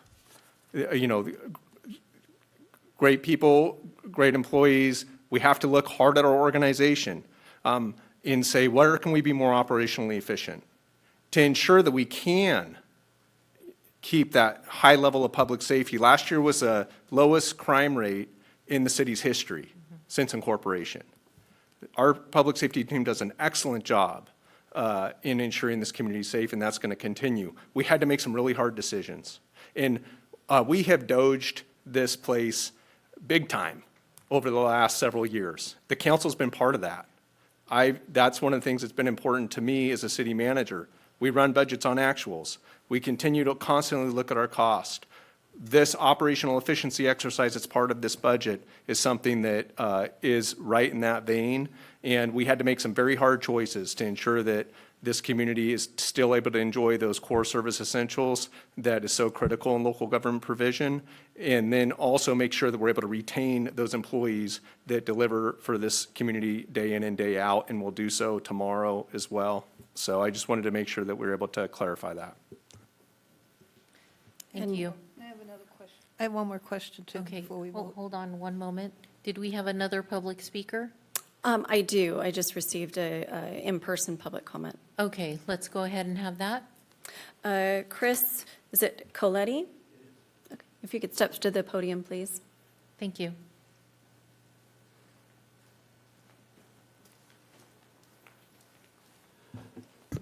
Good evening, and thank you for your time. I wasn't anticipating coming here. We were just walking our dog out here.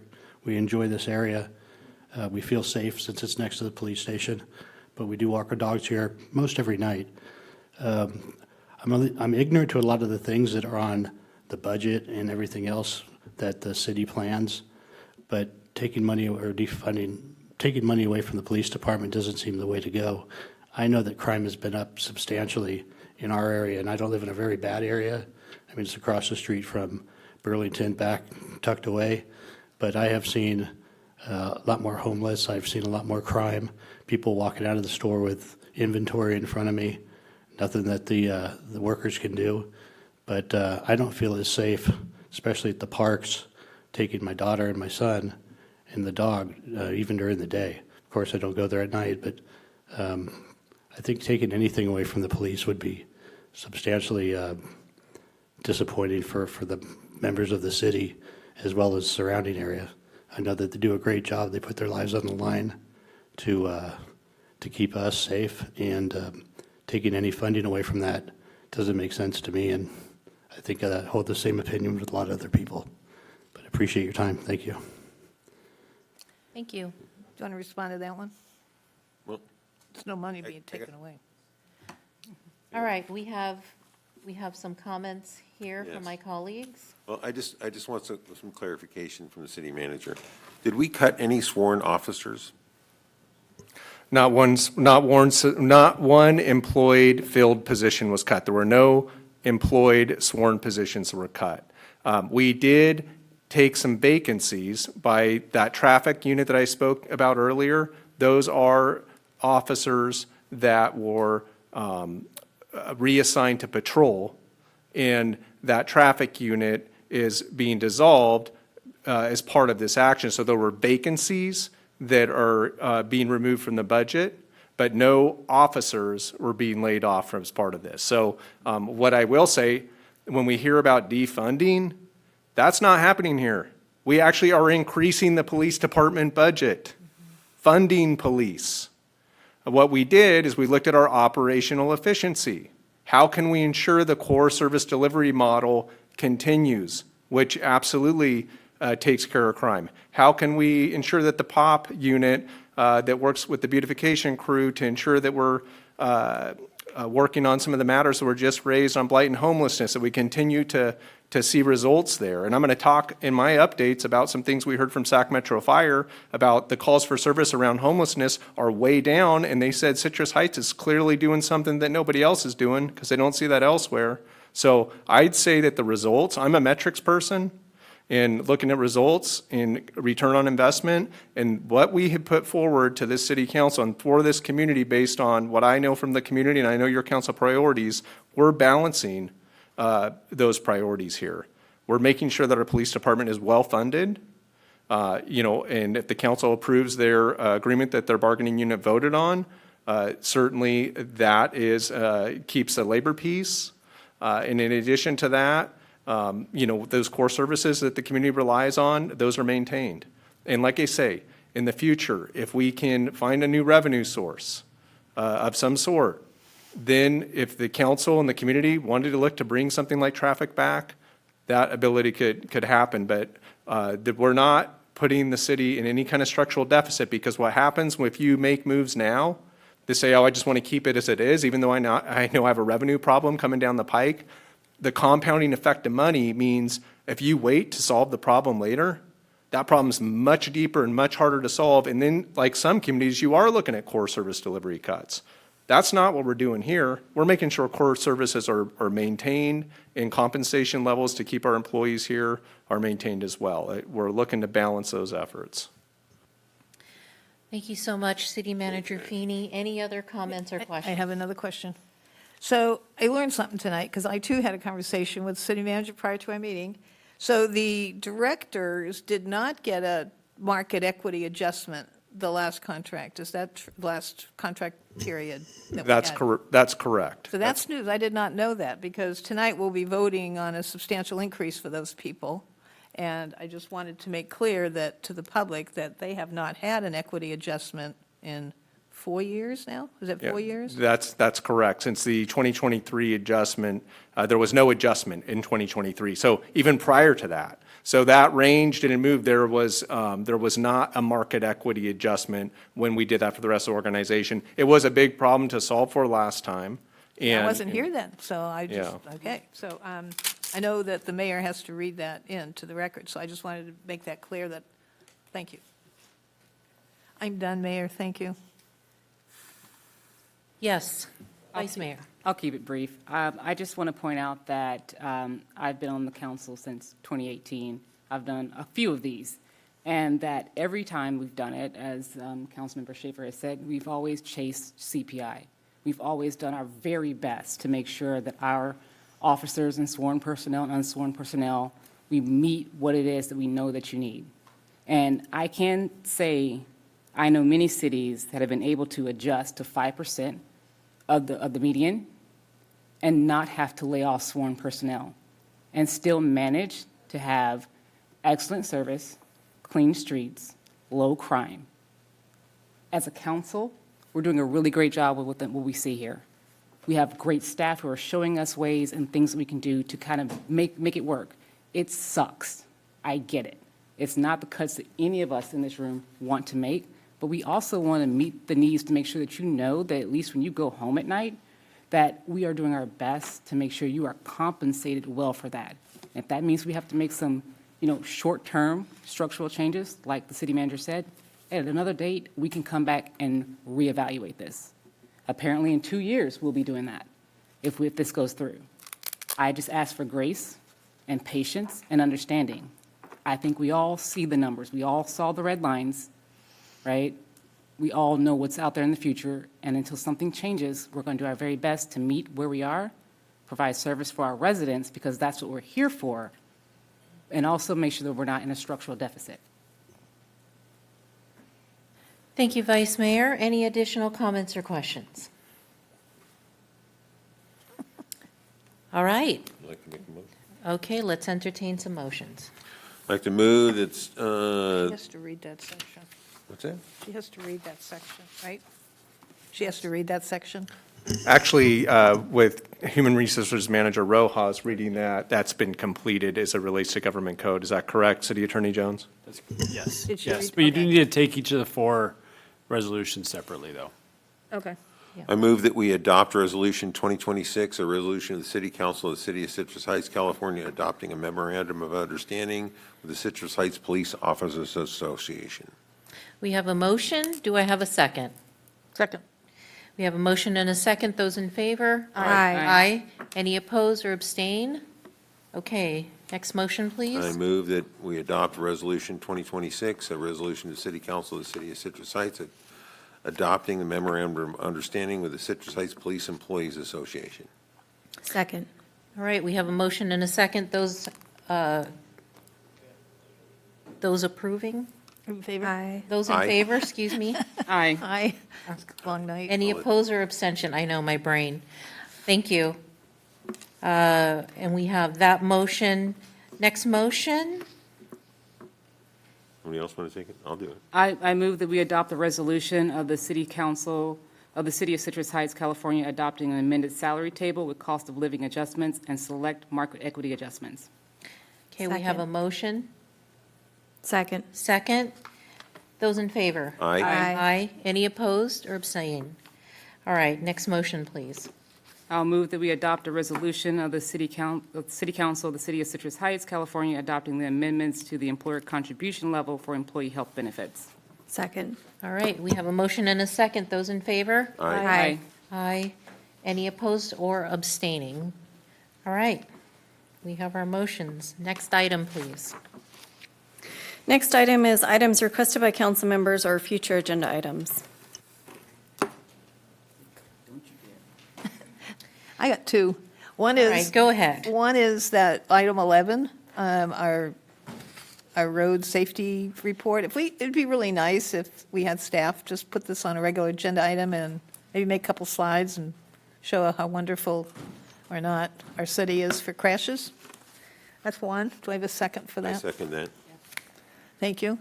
And then the second one is, I've received correspondence from a person who lives on a very small piece of lot.